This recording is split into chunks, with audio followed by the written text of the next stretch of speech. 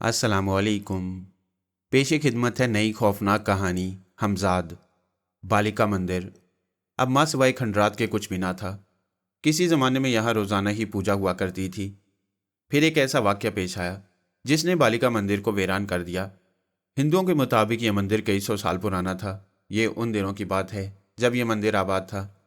यहाँ रोज़ाना ही बालिका देवी की पूजा बड़े ज़ोर शोर से हुआ करती। बालिका देवी के मंदिर में ज़्यादातर वही लोग पूजा करने जाते थे जिनकी कोई ना कोई मन्नत होती। उसका नाम पार्वती था। पार्वती बहुत खुश थी। चांदी में गुंदी हुई लड़की पार्वती मुल्क के राजा की बेटी थी। जब भी पार्वती वहां पूजा करने आती तो सिपाहियों की एक पूरी फौज इस इलाके को घेर लेती। जब तक पार्वती पूजा ना कर लेती वहां कोई दूसरा इंसान ना जा सकता था। पार्वती ने सबको यही बताया हुआ था कि वो पूजा मुल्क की तरक्की और राजा की सेहत के लिए कर रही है, मगर हकीकत कुछ और थी। दरअसल राजकुमारी पार्वती अपना दिल किसी और को दे बैठी थी। वो उनसे बहुत कमतर इंसान था। चुनाचे वो हर इतवार को पूजा करने आती। वो इंसान जो कि एक साइज था। राजकुमारी उसे ब्याह की ख्वाहिशमंद थी। मगर एक रोज राजकुमारी को मंदिर के पुजारी ने देख लिया और उस पुजारी का दिल राजकुमारी पर आ गया। उसने राजकुमारी को बर्बाद करने की कसम खा ली। पुजारी काले इल्म का माहिर था। उसने अपने काले इल्म का सहारा लेकर राजकुमारी के तमाम सिपाहियों को बेहोश कर दिया। फिर उसने खुलकर राजकुमारी के साथ मनमानी की। राजकुमारी ने बचने की बहुत कोशिश की मगर कामयाब न हो सकी। बेइज्जती के एहसास ने राजकुमारी को खुदकुशी करने पर मजबूर कर दिया। राजकुमारी मर तो गई मगर उसने एक खत के जरिए उस पुजारी के सारी शैतानी करतूत राजा के सामने अयां कर दिए। बेटी की मौत और बेइज्जती ने राजा को पागल कर दिया। राजा 100 सिपाहियों का जत्था लेकर मंदिर पर चढ़ दौड़ा। पुजारी भागने की कोशिश कर रहा था मगर कामयाब न हो सका। सिपाहियों ने उसी वक्त उसको जिंदा जला दिया और मंदिर को आग लगा दी। इस वाक़े के बाद ये मंदिर उजाड़ और वीरान हो गया। अब सिर्फ इस मंदिर में वही लोग आते जो काला इलम किया करते या काली देवी को खुश करने के लिए पूजा किया करते। कहा जाता था कि पुजारी की रूह अब भी इस मंदिर में घुमा करती है। रात के 12 बज चुके थे। सर्दी की शिद्दत में इजाफा हो चुका था। वह अचानक ही उस स्याह पत्थरों से बनी हुई इमारत के सामने नमूदार हुआ। ये बालिका मंदिर की इमारत थी। रात के अंधेरे में इस इमारत को देखकर ही खौफ महसूस होता। इस शख्स ने सर्दी की शिद्दत से बचने के लिए स्याह रंग की एक मोटी सी चादर अपने जिस्म पर लपेट रखी थी। उसके हाथ में टॉर्च और कंधे पर बैग था। पूरी इमारत के मीनार मुस्ततिल थे। चंद लम्हों तक वो उस तरफ देखता रहा और फिर वो उस इमारत के टूटे हुए दरवाजे से अंदर दाखिल हो गया। अंदर दाखिल होते ही उसके सामने एक सरकंडों का तवील जंगल था। मंदिर की इमारत सरकंडों के उस जंगल को अबूर करने के बाद ही आती थी। उसने पलटकर स्याह पत्थरों की बनी हुई इस इमारत को देखा। अंधेरे में इस इमारत के साए बड़े ही हौलनाक नजर आ रहे थे। वह आहिस्ता आहिस्ता चलता हुआ सरकंडों के जंगल चला गया। उसके चलने का अंदाज बड़ा ही निराला था। यूं लगता था जैसे उछल उछल कर जा रहा हो। वो चला जा रहा था। उसको किसी की परवाह न थी। अंधेरा बढ़ता ही जा रहा था। बस टॉर्च की मुख्तसर सी रोशनी का दायरा उसको रास्ता दिखाने में मुआविन साबित हो रहा था। झींगर और दूसरे कीड़ों की आवाज़ें इस हौलनाक माहौल को और भी पुरस्रार बना रही थी, लेकिन उसके अंदाज से लापरवाही जाहिर हो रही थी। ना उसे सरकंडों की जिस्म में चुभ जाने की परवाह थी और ना ही अंधेरे का खौफ। काफ़ी देर तक चलने के बाद वो एक खुले मैदान में निकल आया, जहाँ एक स्याह रंग की इमारत उसके सामने थी, जिसके मुस्ततिल मीनारों से लग रहा था कि वो कोई मंदिर है। वह शख्स अब इमारत के अंदर दाखिल हो गया। मंदिर के अंदर अंधेरा था। टॉर्च की रोशनी से उसने दीवारों का अहाता करना शुरू कर दिया। दीवारों पर मुख्तलिफ जगहों पर बुझी हुई शमें नजर आईं। अब वो एक एक करके मशालें जलाता जाता। अब वहाँ अच्छी खासी रोशनी हो चुकी थी। ये एक बहुत बड़ा हॉल था। फर्श गर्द और मिट्टी से हटा हुआ था। दीवारों पर जगह जगह चिमगादड़ें लटकी हुई दिखाई दे रही थीं। रोशनी होते ही वो चिमगादड़ें चिल्लाती हुई जौक दर जौक निकल भागी। चबूतरे पर एक बहुत ही मकरू किस्म का बुत नस्ब था, जिसकी रंगत स्याह और सुर्ख थी। उसका ऊपरी धड़ जो कि इंसान का था स्याह रंग का था और जिस्म का निचला हिस्सा चिमगादड़ का निचले हिस्से की रंगत सुर्ख थी। उसके परों की रंगत स्याह और सुर्ख थी। वह बुत न जाने किस देवता का था। इस बुत के फैले हुए पर उसकी नहूसत में मजीद इजाफा कर रहे थे। बुत के कदमों के पास मकड़ी के जाले साफ नजर आ रहे थे। उसने एक मशाल निकालकर मकड़ी के जालों को दिखाई तो बहुत सी मकड़ियां निकलकर कोने खुदरों में जा छुपी। उससे शख्स ने कंधे पर लटका हुआ बैग निकाला और जमीन पर रखकर इसकी जिप खोल दी। बैग के अंदर एक कटा हुआ इंसानी सर बरामद हुआ जो किसी बच्चे का था। बहते हुए खून के कतरों से ऐसा लग रहा था अभी अभी उसका सर कलम किया गया हो। वह शख्स चंद लम्हात तक सर को देखता रहा और फिर इस सर को उठाकर उस मकरूब बुत के कदमों में रख दिया और सजदे में गिर गया। ए अजीम देवता, तेरी अजमतों को सलाम। मेरी ये इंसानी कुर्बानी कबूल फरमा اور صحت عطا فرما اور قوتوں میں اضافہ فرما۔ تھوڑی دیر تک وہ سجدے میں پڑا رہا، پھر اس نے نہایت ہی عجیب و غریب حرکتیں کرنا شروع کر دیں۔ کبھی وہ اس بت کے آگے ناچنے لگتا اور کبھی وہ سجدے میں گر جاتا۔ اچانک اس نے ایک حرکت کی، کوئی اور ہوتا تو اس کے حلق سے چیخ ضرور نکل جاتی۔ اس نے جیب سے خنجر نکال کر اپنے دائیں بازو میں گھونپ لیا۔ خون کی ایک دھار نکلی جس نے اس کٹے ہوئے سر کو نہلا دیا۔ پھر اس نے وہ سر اس بت کے قدموں میں ڈال دیا۔ اچانک اس نے دیکھا کہ بت کے قدموں کے پاس سے ایک سیاہ رنگ کا سانپ نکلا جس کی جلد کی رنگت سیاہ اور سرخ دھاریوں سے مزین تھی۔ وہ سانپ تیزی سے رینگتا ہوا اس کٹے ہوئے سر کے گرد گھومنے لگا۔ یہ دیکھ کر اس شخص کے چہرے پر موجود خوشی کے تاثرات دو چند ہو گئے۔ غالباً یہ اس چیز کا اشارہ تھا کہ اس کی قربانی قبول کر لی گئی ہے۔ شہر میں خوف و ہراس پھیل چکا تھا۔ لوگ اپنے بچوں کو باہر نکالتے ہوئے بھی ڈر رہے تھے۔ گزشتہ کئی دنوں سے شہر کے مختلف علاقوں سے بچوں کی سرکٹی لاشیں ملنا شروع ہو گئی تھیں۔ ملنے والی لاشوں کی تعداد 8 کے قریب تھی۔ ان تمام بچوں کے سر غائب تھے۔ یہ تمام بچے شہر کے مختلف علاقوں سے اغوا کر کے لائے گئے تھے اور ان کی لاشیں بھی مختلف علاقوں میں پائی گئی تھیں۔ ایک عجیب ڈر اور خوف کا ماحول بنا ہوا تھا۔ پرنٹ میڈیا، الیکٹرانک میڈیا، دن رات پولیس محکمہ کو بری طرح سے لتاڑنے میں لگے ہوئے تھے۔ اس وقت محکمہ سراغ رسانی کے تمام اعلیٰ افسران میٹنگ روم میں بیٹھے ہوئے تھے۔ میٹنگ ایک بڑے ہال میں جاری تھی۔ اس میں تمام اونچے اور نچلے درجے کے افسران شامل تھے۔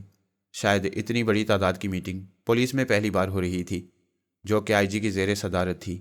آئی جی پروجیکٹر کے سامنے کھڑا تھا اور پروجیکٹر پر اس وقت ایک فلم دکھائی جا رہی تھی جس میں بچوں کی لاشوں کو فوکس کیا گیا تھا۔ ساتھ ہی ساتھ ان علاقوں کو بھی فوکس کیا گیا تھا جہاں سے یہ لاشیں برآمد ہوئی تھیں۔ افسوس ہے اتنے قابل دماغوں کے ہوتے ہوئے ایسی وارداتیں کیسے ہو گئیں؟ آئی جی نے غصہ میں تمام افسران کو دیکھتے ہوئے کہا۔ آئی جی کا غصہ دیکھتے ہوئے دوسرے تمام افسران کو جیسے سانپ ہی سونگھ گیا۔ مجھے جواب درکار ہے، آئی جی نے دھاڑ کر کہا۔ سر، ہم کوشش کر رہے ہیں، ایک آفیسر نے کھڑے ہو کر جواب دیا۔ واٹ کوشش؟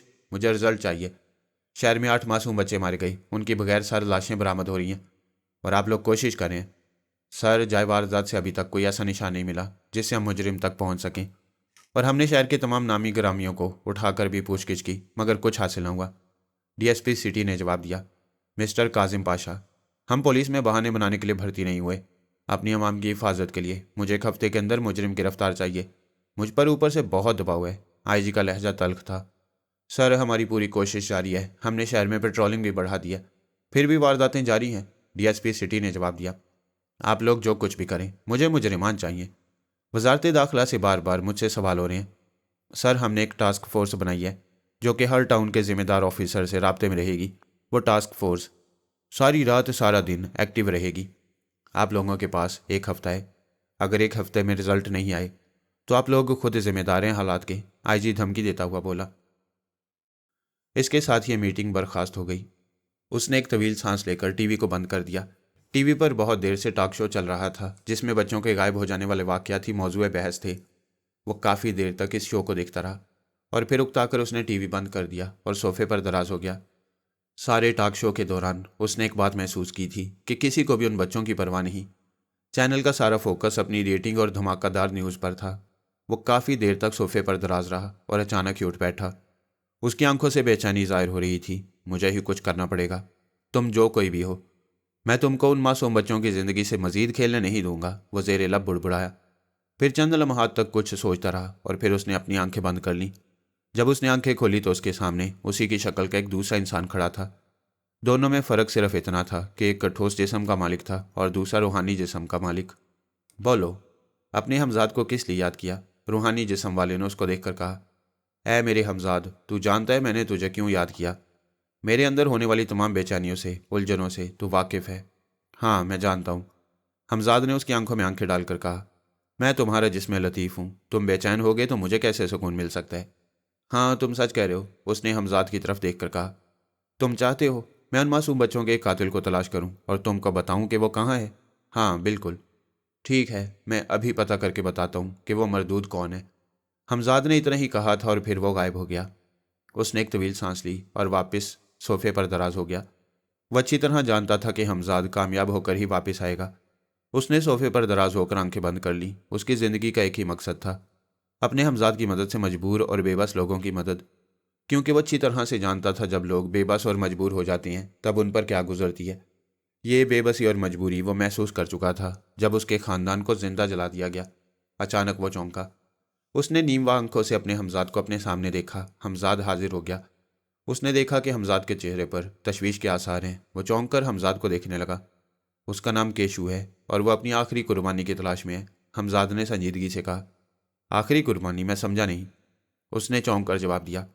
کیشو کسی خطرناک قسم کی بیماری کا شکار ہے جس کی وجہ سے اس کے جسم پر موجود زخم میں کیڑے پڑ گئے ہیں۔ کسی عامل نے اس کو کہا کہ اگر وہ چمگادڑ دیوتا کے آگے 10 بچوں کی قربانی دے تو اس کی بیماری ٹھیک ہو سکتی ہے۔ ویسے تھوڑا بہت کالا جادو وہ خود بھی جانتا ہے۔ ہمزاد نے ایک طویل سانس لے کر اپنی بات مکمل کی۔ اس وقت کیشو کہاں ہے؟ وہ اس وقت بالیکا مندر میں ہے جہاں وہ اپنی آخری قربانی کی تیاری کر رہا ہے، ہمزاد نے جواب دیا۔ اس کا مطلب ہے وہ کسی بچے کو اغوا کر چکا ہے اور مارنے کی تیاری کر رہا ہے، وہ تشویش بھرے لہجے میں بولا۔ ہمزاد نے سر ہلایا۔ تو پھر انتظار کس بات کا؟ چلو دیکھتے ہیں مردود کو۔ وہ مسکرایا۔ اتنا کہہ کر اس نے اپنے ہمزاد کا ہاتھ پکڑ لیا۔ ہاتھ کے پکڑتے اس کو ایک زوردار جھٹکا لگا اور پھر اس کی آنکھیں بند ہو گئیں۔ شام کے سائے رات کے اندھیروں میں تبدیل ہو رہے تھے۔ مغرب کا وقت تھا۔ کیشو ایک عمارت سے باہر نکلا۔ وہ جس عمارت سے باہر نکلا وہ ایک بہت بڑی 10 منزلہ بلڈنگ تھی۔ وہ اچھل اچھل کر تیزی سے چلا جا رہا تھا۔ ایسا لگ رہا تھا کہ جیسے کوئی مینڈک پھدکتا ہوا چلا جا رہا ہو۔ اس کے ہاتھ میں ایک بیگ تھا اور ایسا لگ رہا تھا وہ بہت جلدی میں ہے۔ اس کے پھدکنے کے باوجود بھی اس کے چلنے کے انداز میں بڑی تیزی تھی۔ کسی طرح بھی نہیں لگ رہا تھا کہ اس کے پاؤں میں کوئی نقص ہے۔ کیشو نے اپنے جسم کو ایک سیاہ رنگ کی موٹی سی چادر سے ڈھانپ رکھا تھا۔ اگر کوئی اس کو دیکھتا تو حیرت کے بغیر نہ رہتا۔ وہ یہ سوچنے پر ضرور مجبور ہو جاتا کہ اتنی موٹی چادر میں اس نے اتنی گرمی میں اپنے آپ کو کیوں ڈھانپ رکھا ہے۔ کیشو نے سڑک پر آ کر ایک ٹیکسی کو رکنے کا اشارہ کیا۔ ٹیکسی کے رکتے ہی ٹیکسی ڈرائیور نے اس کو حیرت سے دیکھا کیونکہ گرمی شدید تھی۔ مغرب ہونے کے بعد بھی تپش میں کمی واقع نہیں ہوئی تھی، اوپر سے ہوا بند تھی۔ کہاں جانا ہے؟ ڈرائیور نے اس کو اوپر سے نیچے تک دیکھتے ہوئے کہا۔ دھرم پورہ، بالیکا مندر کے کھنڈرات۔ کیشو نے قدرے بیٹھی ہوئی آواز میں جواب دیا۔ مگر وہ جگہ آسیب زدہ ہے۔ ڈرائیور نے قدرے خوف کا مظاہرہ کرتے ہوئے کہا۔ کچھ نہیں ہوتا، تم مجھے وہاں لے چلو، کیشو نے عجیب سے لہجے میں کہا۔ اس کی بات سن کر ڈرائیور سوچ میں پڑ گیا۔ نہ جانے یہ شخص اس کو عجیب سا محسوس ہو رہا تھا۔ اس کی چھٹی حس کہہ رہی تھی اس کو بٹھانا خطرے سے خالی نہیں۔ اس کو خاموش دیکھ کر وہ شخص دوبارہ بولا۔ کیا ہوا، چلنا ہے یا نہیں؟ نہیں صاحب، مجھے نہیں جانا۔ میٹر سے 500 اوپر دوں گا، کیشو بولا۔ میٹر سے 500 اوپر کا لالچ سن کر ڈرائیور ایک لمحے کے لیے ڈگمگایا، لیکن پھر اس نے صاف انکار کر دیا۔ اس کا انکار سن کر کیشو کے چہرے پر غصہ نظر آیا۔ دوسرے ہی پل اس کے موٹے مکروہ ہونٹوں پر مسکراہٹ دوڑ گئی۔ ذرا ادھر دیکھو۔ اب کی بار لہجہ نرم تھا۔ ڈرائیور نے اس کی طرف نظر گھما کر دیکھا تو اس کو ایسا لگا کہ جیسے اس کو زوردار جھٹکا لگا ہو۔ ان آنکھوں سے جیسے برق کی لہریں نکل کر ڈرائیور میں منتقل ہو رہی تھیں۔ اس کا سر چکرانے لگا۔ دوسرے لمحے اس کا سر اسٹیئرنگ پر ڈھلک گیا۔ اب میں جو کہوں گا وہ تم کرو گے، کیشو اس کی طرف دیکھ کر ڈرامائی لہجے میں بولا۔ ہاں، وہ نیم گنودہ آواز میں بولا۔ چلو مجھے وہاں لے چلو جہاں میں چاہتا ہوں۔ لہجہ دھیما تھا۔ ڈرائیور نے اس کی طرف دیکھتے ہوئے ٹیکسی سٹارٹ کر دی۔ گھنٹے بھر کے سفر کے بعد ٹیکسی بالیکا مندر کی عمارت کے پاس پہنچ گئی۔ سورج غروب ہو چکا تھا۔ غالباً شام کے 7 بج چکے تھے۔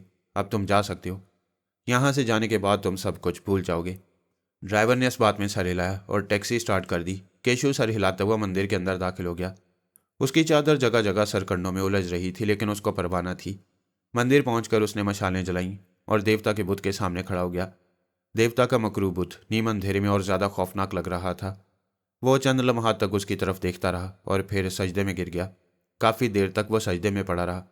جب اٹھا تو اس کے چہرے پر موجود نحوست میں مزید اضافہ ہو گیا۔ اچانک اس نے دیوتا کے سامنے اپنی چادر اتار پھینکی۔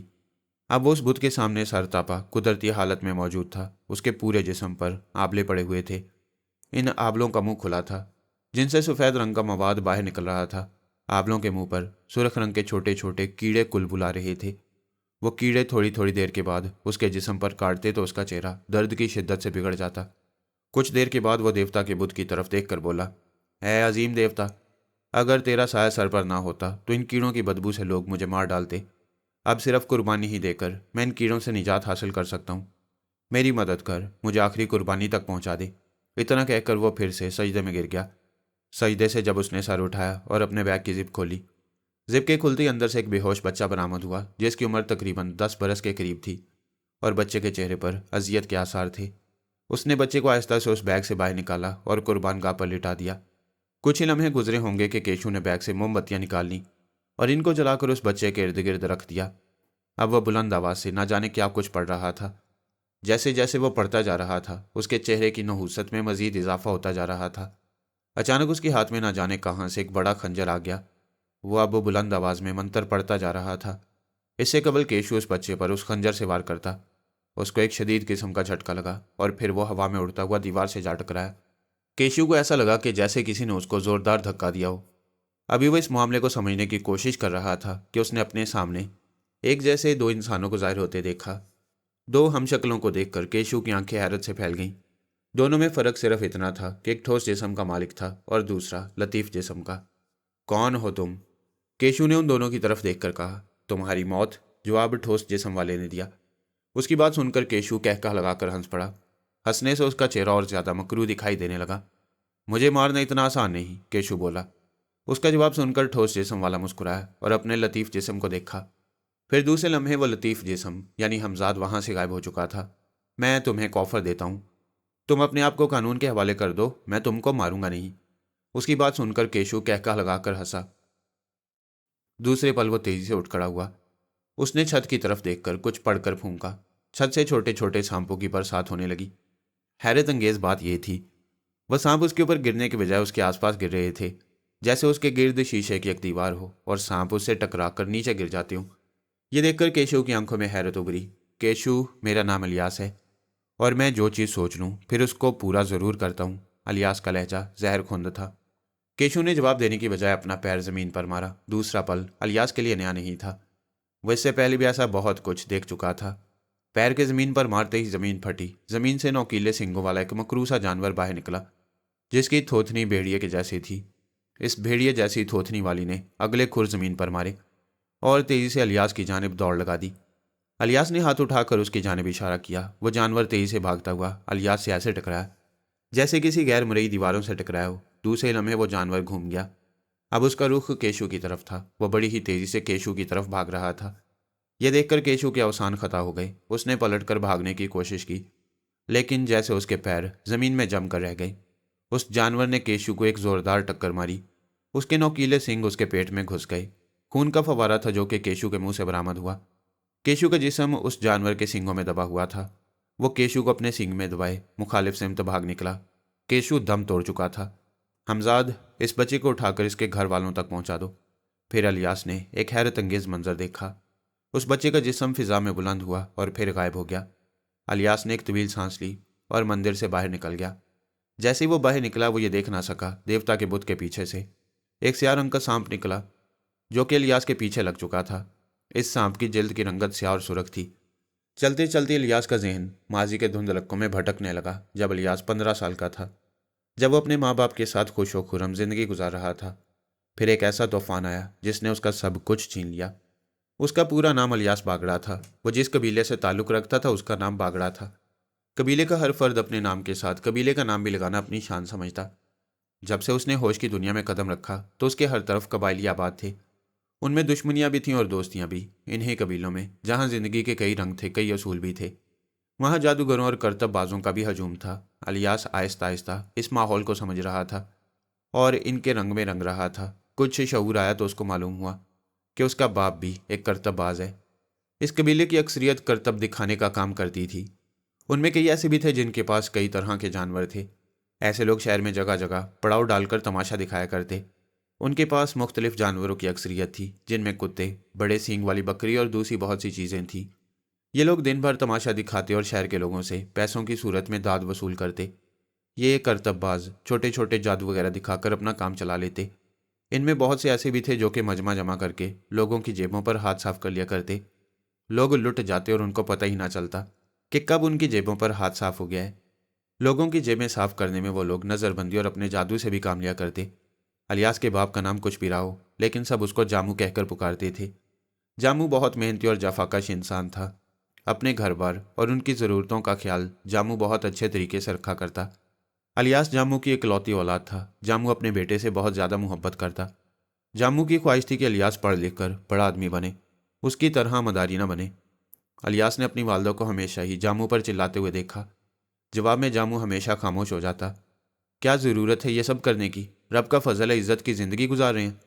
اس کی والدہ جامو کو دیکھ کر چلائی، نہیں جی جاتی اب یہ زندگی مجھ سے، سارا دن کھیل تماشا دکھاؤ، ہاتھ آئے تو صرف چند نوٹ۔ جامو نے جواب دیا، اس قلیل سی آمدنی میں تمہاری محنت کی خوشبو آتی ہے۔ وہ جو تم کرنے جا رہے ہو وہ حرام ہے، غلط ہے، وہ مردود تجھے برباد کر دے گا جو تجھے ان راہوں پر لگا رہے۔ اس نے بدستور چلا کر کہا، بے وقوف عورت، تیری عقل ہمیشہ ہی گھٹنوں میں رہے گی۔ وہ میرا استاد ہے اور میرا یہ کام مجھے ہفتے کلیم کے خزانے دلوا سکتا ہے۔ مجھے نہیں ضرورت ان خزانوں کی، میں اس چھوٹی زندگی میں بہت خوش ہوں۔ اس کے بعد الیاس نے اپنے بابا کو پیر پٹک کر گھر سے باہر جاتے ہوئے دیکھا۔ اس کی ماں بڑبڑاتی ہوئی اپنی چارپائی پر سو گئی۔ الیاس سمجھ نہیں پایا کہ اس کا باپ کس قسم کا کام کرتا ہے جو کہ اتنے خزانے دلا سکتا ہے کہ اس کے باپ نے نوٹ چھاپنے والی مشین ڈال رکھی ہو۔ اماں، ایک بات پوچھوں؟ الیاس نے معصومیت سے اپنی والدہ سے سوال کیا۔ پوچھ میرے بچے، اس کی والدہ نے ممتا بھرے لہجے میں جواب دیا۔ ابا پر تو کیوں چلاتی ہے؟ الیاس نے دیکھا کہ اس کے سوال پر اس کا چہرہ سفید پڑ گیا ہے۔ چند لمحے تک وہ الیاس کی طرف غور سے دیکھتی رہی اور بولی، اتنا بڑا ہو گیا تو کہ اپنی ماں سے سوال کرے گا؟ اماں بولنا، وہ لجاجت سے بولا۔ اس کی ماں سوچنے کے بعد بولی، تیرے باپ نے ایک مردود کو اپنا استاد بنا رکھا ہے اور اس مردود نے تیرے باپ کو غلط دھندوں میں لگا رکھا ہے۔ کیسے دھندے؟ اپنے باپ سے پوچھ، ماں نے غصہ سے کہا۔ بہت بولنے لگا ہے، رات کا وقت ہے، کھانا کھا اور سو جا، اماں نے حتمی اور ٹھوس لہجے میں کہا اور خاموش ہو گئی۔ غالباً یہ اس بات کا اعلان تھا کہ اب اماں اس کی کسی بات کا جواب نہیں دے گی۔ یہ سب دیکھ کر الیاس کے ننھے سے ذہن میں چونٹیاں سی کل بلائیں۔ نہ جانے اس کا باپ کیا کام کرتا ہے جو اس قدر خطرناک ہے، جس میں جان کو بھی خطرہ ہے۔ اپنی اماں کے حکم پر وہ سو تو گیا، لیکن اس کو نیند نہ آ سکی۔ اس واقعے کے 3-4 دن کے بعد ایک روز الیاس کی آنکھ کھل گئی۔ آنکھ کسی قسم کے شور کی آواز سن کر کھلی تھی۔ شمع کی روشنی میں اس نے باپ کو ایک صندوق پر جھکے ہوئے پایا۔ جامو صندوق سے کچھ نکال رہا تھا۔ اچانک اس نے دیکھا کہ اس نے صندوق سے ایک سیاہ کپڑے میں لپٹی کوئی چیز باہر نکالی۔ اس کا باپ دبے قدموں سے باہر نکل گیا۔ الیاس بھی بستر سے اٹھ کھڑا ہوا۔ اس کی والدہ بے خبر سو رہی تھی۔ وہ اپنی والدہ کو بے خبر سوتا چھوڑ کر گھر سے باہر نکل آیا۔ اس نے چاند کی روشنی میں ایک سائے کو تیز تیز قدموں سے جاتے ہوئے دیکھا۔ وہ تھوڑا فاصلہ رکھ کر اس کے پیچھے چل پڑا۔ تھوڑی دیر پیچھا کرنے کے بعد وہ سایہ قبرستان میں داخل ہو گیا۔ اب اس نے اس سائے کو پہچان لیا۔ یہ کوئی اور نہیں، جامو تھا، اس کا باپ۔ الیاس کو قبرستان کے اندر جانے کی ہمت نہیں ہو رہی تھی۔ کافی دیر تک سوچنے کے بعد وہ قبرستان کے اندر داخل ہو گیا۔ قبرستان کا یہ ماحول الیاس کو خوف زدہ کر دینے والا تھا۔ الیاس کا دل اس بری طرح سے دھڑک رہا تھا جیسے پسلیاں توڑ کر باہر آ جائے گا۔ کئی قبروں کے کتبے گرے ہوئے تھے اور جو نہیں گرے تھے ٹوٹ کر ٹیڑھے ہو چکے تھے۔ کئی قبریں پھٹی ہوئی تھیں۔ الیاس پھونک پھونک کر قدم رکھ رہا تھا۔ چاند کی روشنی اس کو آگے بڑھنے میں مدد دے رہی تھی۔ اچانک اس نے کسی کے بولنے کی آواز سنی۔ کوئی تھا جو نامعلوم زبان میں کچھ پڑھ رہا تھا۔ الیاس جیسے ہی آگے بڑھا، چاند کی روشنی میں اس نے برگد کے پیڑ کے نیچے کسی انسان کو دیکھا جو کہ سال خوردہ کھوپڑی پر موم بتی جلائے تیز تیز الفاظ میں کچھ پڑھ رہا تھا۔ وہ کوئی اور نہیں، جامو تھا۔ جامو کی آنکھیں بند تھیں، تو گویا اس کا باپ کسی قسم کے جادو ٹونے میں مصروف تھا۔ اس کے بعد الیاس رکا نہیں۔ اس نے گھر پہنچ کر ہی دم لیا۔ پھر اس کو رات بھر نیند نہ آئی۔ دوسرا پورا دن اس کا کرتب بازی میں لگ گیا، لیکن اس کا ذہن رات والے واقعے میں الجھا ہوا تھا۔ دوسری رات اس نے اپنے باپ کو پھر جاتے ہوئے دیکھا۔ باپ کے جاتے اس نے وہ صندوق کھولیا۔ صندوق میں علم غلم کے علاوہ ایک چرمی جلد والی کتاب بھی تھی۔ وہ کتاب کو لے کر شمع کے سامنے بیٹھ گیا۔ اس نے کتاب کھولی تو اس میں طے کیا ہوا ایک کاغذ تھا جس پر عجیب و غریب قسم کی اشکال موجود تھیں۔ نہ جانے کیوں الیاس نے ان سب کو دیکھ کر اپنے اندر دہشت کی ایک لہر دوڑتی محسوس کی۔ پوری کتاب عجیب و غریب قسم کی شیطانی تصاویر سے بھری ہوئی تھی۔ الیاس کو ہمت نہ ہوئی کہ اپنے باپ جامو سے اس بارے میں پوچھے۔ اس کا باپ روز رات کو دیر سے گھر آتا، گھر آتے ہی سو جاتا۔ الیاس جامو کے چہرے پر بڑھتی تاریکی دیکھ رہا تھا۔ یوں لگتا تھا کہ ابا کا چہرہ بے رونق ہو گیا ہو۔ ایک روز رات کے وقت جامو گھر میں داخل ہوا۔ اماں کی بوجھل سی آواز سن کر اس کی آنکھیں کھل گئیں۔ اس نے سنا اس کی اماں کہہ رہی تھی، وقت دیکھا ہے، رات کے 2 بجے ہیں۔ تو کیا ہوا؟ جامو نے جواب دیا، کب تک تو اس شیطان کے پیچھے لگا رہے گا؟ چھوڑ ان دھندوں کو، اب کرتب دکھانے بھی مجھے جانا پڑتا ہے۔ میرا دماغ مت کھا، میں سونا چاہتا ہوں، جامو نے بیزاری سے جواب دیا۔ کیوں نہیں بولوں؟ تیرا بچہ اب نہ سمجھ نہیں، مجھ سے سوالات پوچھتا ہے۔ تو پھر تو نے کیا کہا؟ جامو کی خوفزدہ سی آواز الیاس نے سنی۔ بتا دیتی ہوں تیرے بچے کو کہ تو جادو کرتا ہے، اس شیطان ہاشم کے کہنے پر۔ بتا دے، میں اپنی کامیابی کے بہت قریب ہوں۔ میں نے اس کی آواز سنی ہے جس کے لیے میں محنت کر رہا ہوں۔ جامو کا لہجہ پرجوش تھا۔ کس کے لیے تو محنت کر رہا ہے؟ مجھے یقین ہے میں بہت جلد اس کو قابو کر لوں گا، جامو فرتے مسرت سے بولا۔ کون ہے وہ بدبخت؟ اس کی اماں چلا کر بولی۔ ایسا مت بول، اگر میں نے اس کو تسخیر کر لیا تو ہمارے وارے نیارے ہو جائیں گے، جامو بولا۔ اس کی بات سن کر الیاس سوچ میں پڑ گیا کہ اس کا باپ کس کو قابو کرنے کے بارے میں بول رہا ہے۔ اس کی بات سن کر اس کی اماں بفر گئی اور پھر بولی، میں نے کہا نا، مجھے تیرے ان شیطانی چرخوں سے کوئی مطلب نہیں۔ ارے باؤلی، تو نہیں جانتی حمزاد کتنی بڑی قوت ہے۔ حمزاد کا لفظ الیاس کے لیے بالکل ہی نیا تھا، تو گویا اس کا باپ حمزاد کا چلا کر رہا تھا، مگر یہ حمزاد ہے کیا؟ وہ اس کے بارے میں کچھ نہیں جانتا تھا۔ ابھی وہ سوچ ہی رہا تھا کہ اس نے ماں کے چلانے کی آواز سنی، آج کی رات تیرے پاس آخری ہے، اگر تو نے یہ سب نہ چھوڑا تو یوں سمجھ لے میں الیاس کو لے کر تیرا گھر چھوڑ دوں گی۔ جواباً اس نے صرف جاموں کا کہکا ہی سنا، پھر سوچتے سوچتے اس کی آنکھ لگ گئی۔ رات کا نہ جانے کون سا پہر تھا کہ اچانک الیاس کی آنکھ کھل گئی۔ شدید قسم کی تپش جس کی وجہ سے اس کی آنکھ کھلی تھی، وہ ہڑبڑا کر اٹھ بیٹھا۔ چاروں طرف آگ کے شعلے رقصاں تھے، اس کا پورا جھونپڑا آگ کے شعلوں کی لپٹوں میں تھا۔ آگ دیکھ کر اس کے اوسان خطا ہو گئے۔ وہ تیزی سے اٹھ بیٹھا، اس کے ذہن میں صرف اپنی جان بچانے کا خیال تھا۔ اچانک اس نے ایک چیخ کی آواز سنی۔ اس نے ہڑبڑا کر دوسری سمت دیکھا۔ آگ کے شعلے اس کے اماں ابا دونوں کے جسموں کو چاٹ رہے تھے، وہ ان شعلوں میں مرغے بسمل کی طرح تڑپ رہے تھے۔ اچانک آگ نے اس کے دامن کو پکڑ لیا، وہ چیخ کر باہر کی سمت بھاگا۔ اچانک سامنے والی گھاس پھوس کی بنی ہوئی دیوار گر گئی۔ آگ اب پوری طرح سے ہر شے کو جلا رہی تھی۔ جب اس نے دیکھا کہ آگ قابو سے باہر ہونے لگی ہے تو وہ باہر کی سمت بھاگا۔ باہر بہت سے لوگ موجود تھے، لوگوں کے شور کی آواز اس کے کانوں سے ٹکرا رہی تھی۔ اچانک اس کو جھٹکا لگا اور وہ جلتی ہوئی جھونپڑی سے باہر جا گرا۔ بے ہوش ہونے سے قبل اس نے بہت سے لوگوں کا ہجوم اپنے ارد گرد دیکھا۔ جب اس کی آنکھ کھلی تو اس نے اپنے آپ کو ہسپتال میں پایا۔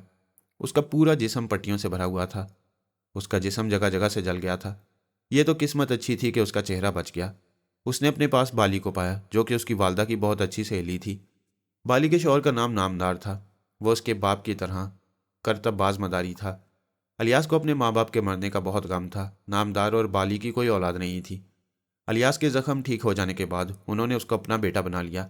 اب نامدار الیاس کو اپنے ساتھ تماشوں پر لے جاتا، لیکن الیاس کا دل تو ان کھیل تماشوں میں لگتا ہی نہیں تھا۔ اس کا دل بس ہر وقت اپنے ماں باپ کے لیے دکھی رہتا۔ یہ حادثہ اس کے لیے ایک سوالیہ نشان تھا۔ ایک روز اس نے نامدار سے پوچھ ہی لیا، چاچا یہ بتاؤ میرے ماں باپ کو کس نے مارا؟ یہ آگ کس نے لگائی؟ نامدار نے آنکھیں پھاڑ کر جوانی کی دہلیز پر قدم رکھنے والے لڑکے کو دیکھا۔ ارے تو عقل مندوں کی سی باتیں کر رہے، بتاؤ نا چاچا۔ یہ سب کیا دھرا ہاشم کا ہے۔ ہاشم؟ ہاں ہاشم کا۔ نامدار کا لہجہ ڈرامائی ہو گیا۔ وہ شیطان کا پجاری ہے، کالا علم شیطانی عملیات کرنا اس کا کام ہے۔ اس نے تمہارے باپ کو پٹی پڑھائی اور اسے جادو ٹونے کے ذریعے حمزاد کو قابو کرنے کا عمل بتایا۔ سنا ہے حمزاد انسان کا سایہ ہوتا ہے۔ اس نے جاموں کو کہا اس کو قابو کرنے سے انسان بڑا آدمی بن جاتا ہے۔ پھر کیا ہوا چاچا؟ میں نے جاموں کو بہت سمجھایا کہ ان شیطانی چکروں سے باز آ جا، مگر اس پر حمزاد کو قابو کرنے کا بھوت سوار تھا۔ میں جانتا تھا ہاشم کی سنگت تیرے باپ کو لے ڈوبے گی۔ ہاشم کا سن کر الیاس کا دماغ غصے سے گرم ہونے لگا۔ اس نے خود پر قابو پاتے ہوئے پوچھا، چاچا یہ حمزاد کیا ہوتا ہے؟ انسان کا اپنا سایہ، مگر یہ روحانی عمل سے قابو آتا ہے۔ شاید تیرے باپ نے اس کے لیے شیطانی عمل کیا ہوگا جب ہی تیرا باپ مارا گیا۔ تم کو کیسے پتا چاچا یہ عمل روحانی ہے یا شیطانی؟ میرے باپ نے بتایا تھا، نامدار نے جواب دیا۔ چاچا ہاشم ہے کہاں؟ بیٹا وہ نامراد اسی رات سے غائب ہے۔ اس کو معلوم تھا کہ تیرے باپ سے چلا غلط ہو گیا ہے۔ جب شیطانی عمل غلط ہوتا ہے تو عامل کی جان لے کر ہی ٹلتا ہے۔ شاید بستی والوں کے خوف سے وہ بھاگ گیا۔ میں اپنے باپ کا بدلہ لوں گا چاچا، الیاس نے پرعزم لہجے میں کہا۔ جواباً نامدار نے آنکھیں پھاڑ کر اس کو دیکھا تھا۔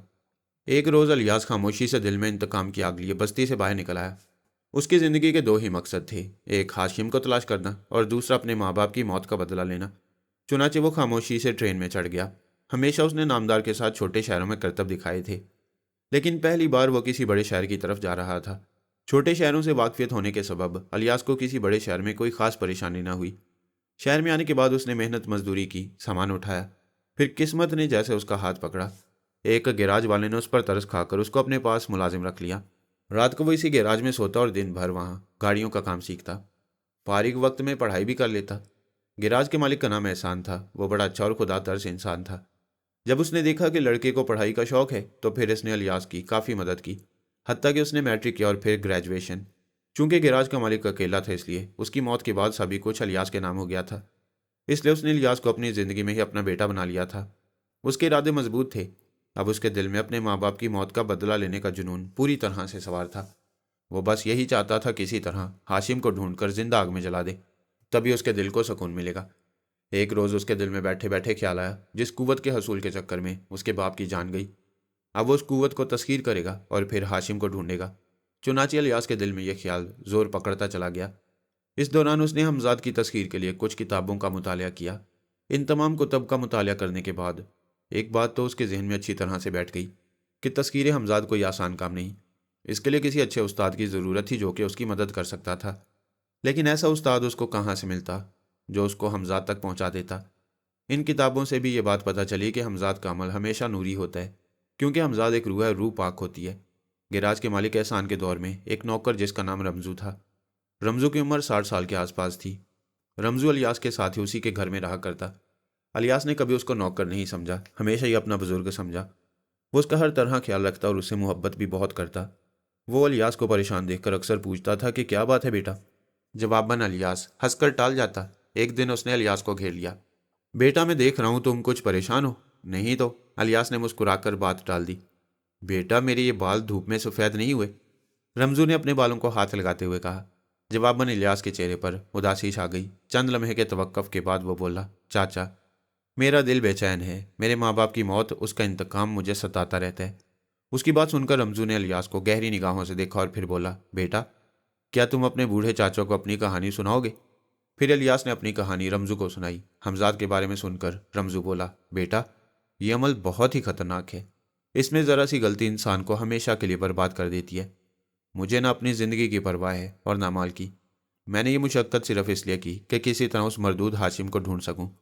اس کی بات سن کر رمزو سوچ میں پڑ گیا اور داڑھی کھجاتا ہوا بولا، میں ایک شخص سے واقف ہوں جو شاید عمل حمزاد میں تمہاری مدد کر سکے۔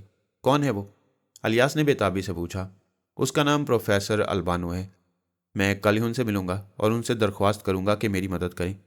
جواباً رمزو نے مسکرا کر سر ہلایا اور چائے بنانے چلا گیا۔ پروفیسر البانو تک پہنچنا زیادہ مشکل ثابت نہیں ہوا۔ جب وہ ان کے گھر تک پہنچا تو رات کے 10 بج چکے تھے۔ چاروں طرف رات کا اندھیرا چھایا ہوا تھا۔ لوگ رات ہوتے ہی اپنے اپنے گھروں میں دبک چکے تھے۔ ویسے یہ شہر کا پوش علاقہ تو تھا نہیں۔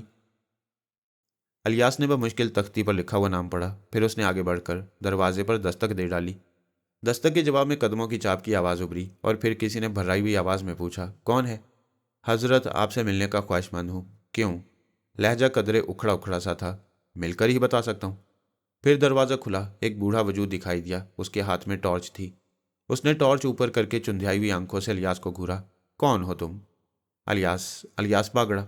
کیا چاہتے ہو؟ آپ کی مدد۔ کیسی مدد؟ مجھے پتا چلا ہے کہ میری مدد آپ ہی کر سکتی ہیں۔ بوڑھے نے چند لمحات تک اس کو ٹٹولتی ہوئی نگاہوں سے دیکھا اور پھر سرد مہری کے انداز سے بولا، اندر آ جاؤ۔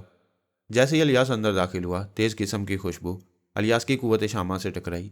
خوشبو سون کر الیاس چونک پڑا۔ خوشبو شاید گلاب کی تھی۔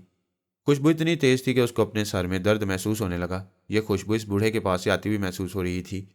بوڑھا الیاس کے ساتھ ساتھ چل رہا تھا۔ یہ ایک چھوٹا سا کمرہ تھا جس میں ایک طرف فرش پر بستر بچھا تھا اور سامنے چند کرسیاں اور میز تھی، اور کرسیوں کے پیچھے بک شیلف پر موٹی موٹی کتابوں کے انبار۔ بوڑھے نے اس کو بیٹھنے کا اشارہ کیا اور پھر جلدی سے دوسری طرف بیٹھ گیا۔ مجھے کیسے جانتے ہو؟ پروفیسر البانو، اتنی خوشبو سے میرے سر میں درد ہونے لگا ہے۔ یہ میرا نجی معاملہ ہے، اگر سر میں درد ہو رہا ہے تو یہاں سے چلے جاؤ۔ بوڑھا ہتھے سے اکھڑ گیا۔ مجھے کیسے جانتے ہو؟ پروفیسر بدستور اکھڑے ہوئے انداز میں بولا۔ رمزو بابا نے آپ کا پتہ دیا تھا۔ بوڑھے نے طویل سانس لی۔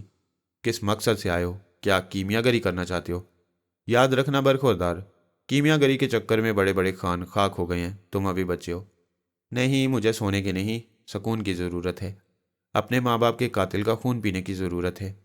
اتنا سننا تھا کہ بوڑھے کے چہرے کی کرختگی کم ہونے لگی اور اب وہ اس کو ہمدردی سے گھور رہا تھا۔ میں تمہاری کہانی ضرور سنوں گا، مگر اس سے پہلے یہ بتاؤ کیا پیو گے؟ شرمندہ مت کریں پروفیسر، آپ مجھے اپنا شاگرد بنا لیں اور میری مدد کریں۔ کیسی شاگردی؟ اس کی بات سن کر الیاس نے طویل سانس لی اور بولا، میرے ماں باپ کی جان حمزاد کے عمل کی وجہ سے گئی۔ ایک شیطان نے ان کو حمزاد کے عمل پر لگا دیا، مگر وہ عمل شیطانی تھا۔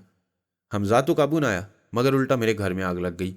ماں اور باپ جل کر راکھ ہو گئے اور اب میں حمزاد کا عمل سیکھنا چاہتا ہوں۔ اس کی بات سن کر بوڑھا اپنی کرسی سے اچھل پڑا اور بولا، حمزاد کو قابو کرنا کوئی بچوں کا کھیل نہیں۔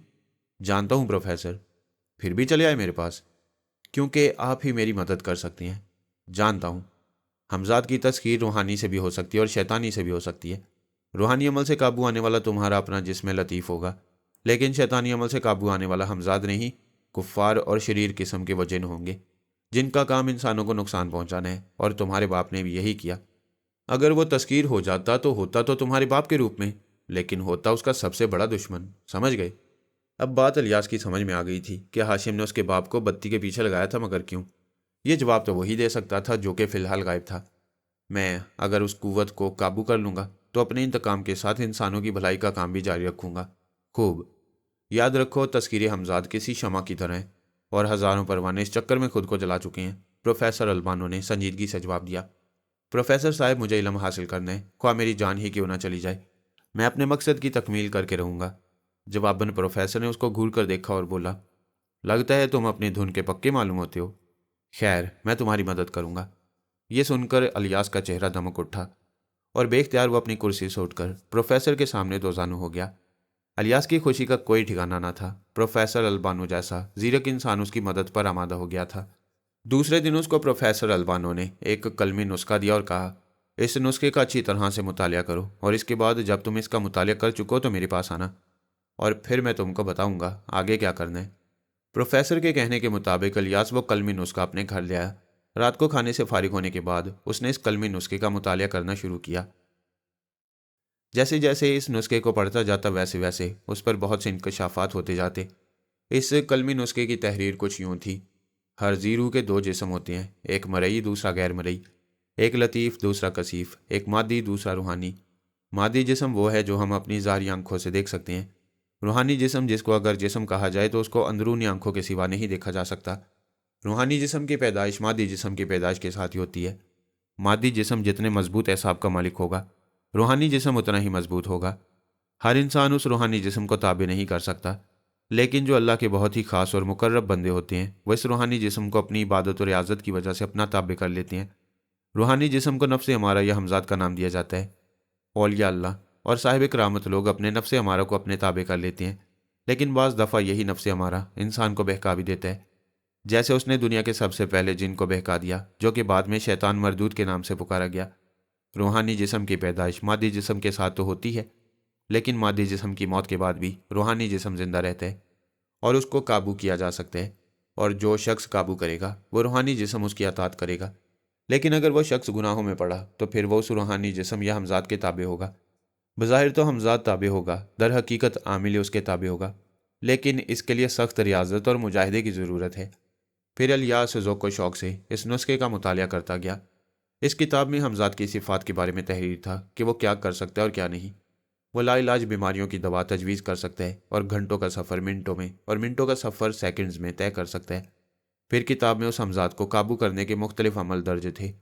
الیاس مطالعہ کرتے کرتے کافی تھک چکا تھا، چنانچہ اس نے کتاب رکھی اور بستر پر سونے کے لیے لیٹ گیا۔ وہ رات اس کی عجیب و غریب خوابوں کو دیکھتے ہوئے گزری۔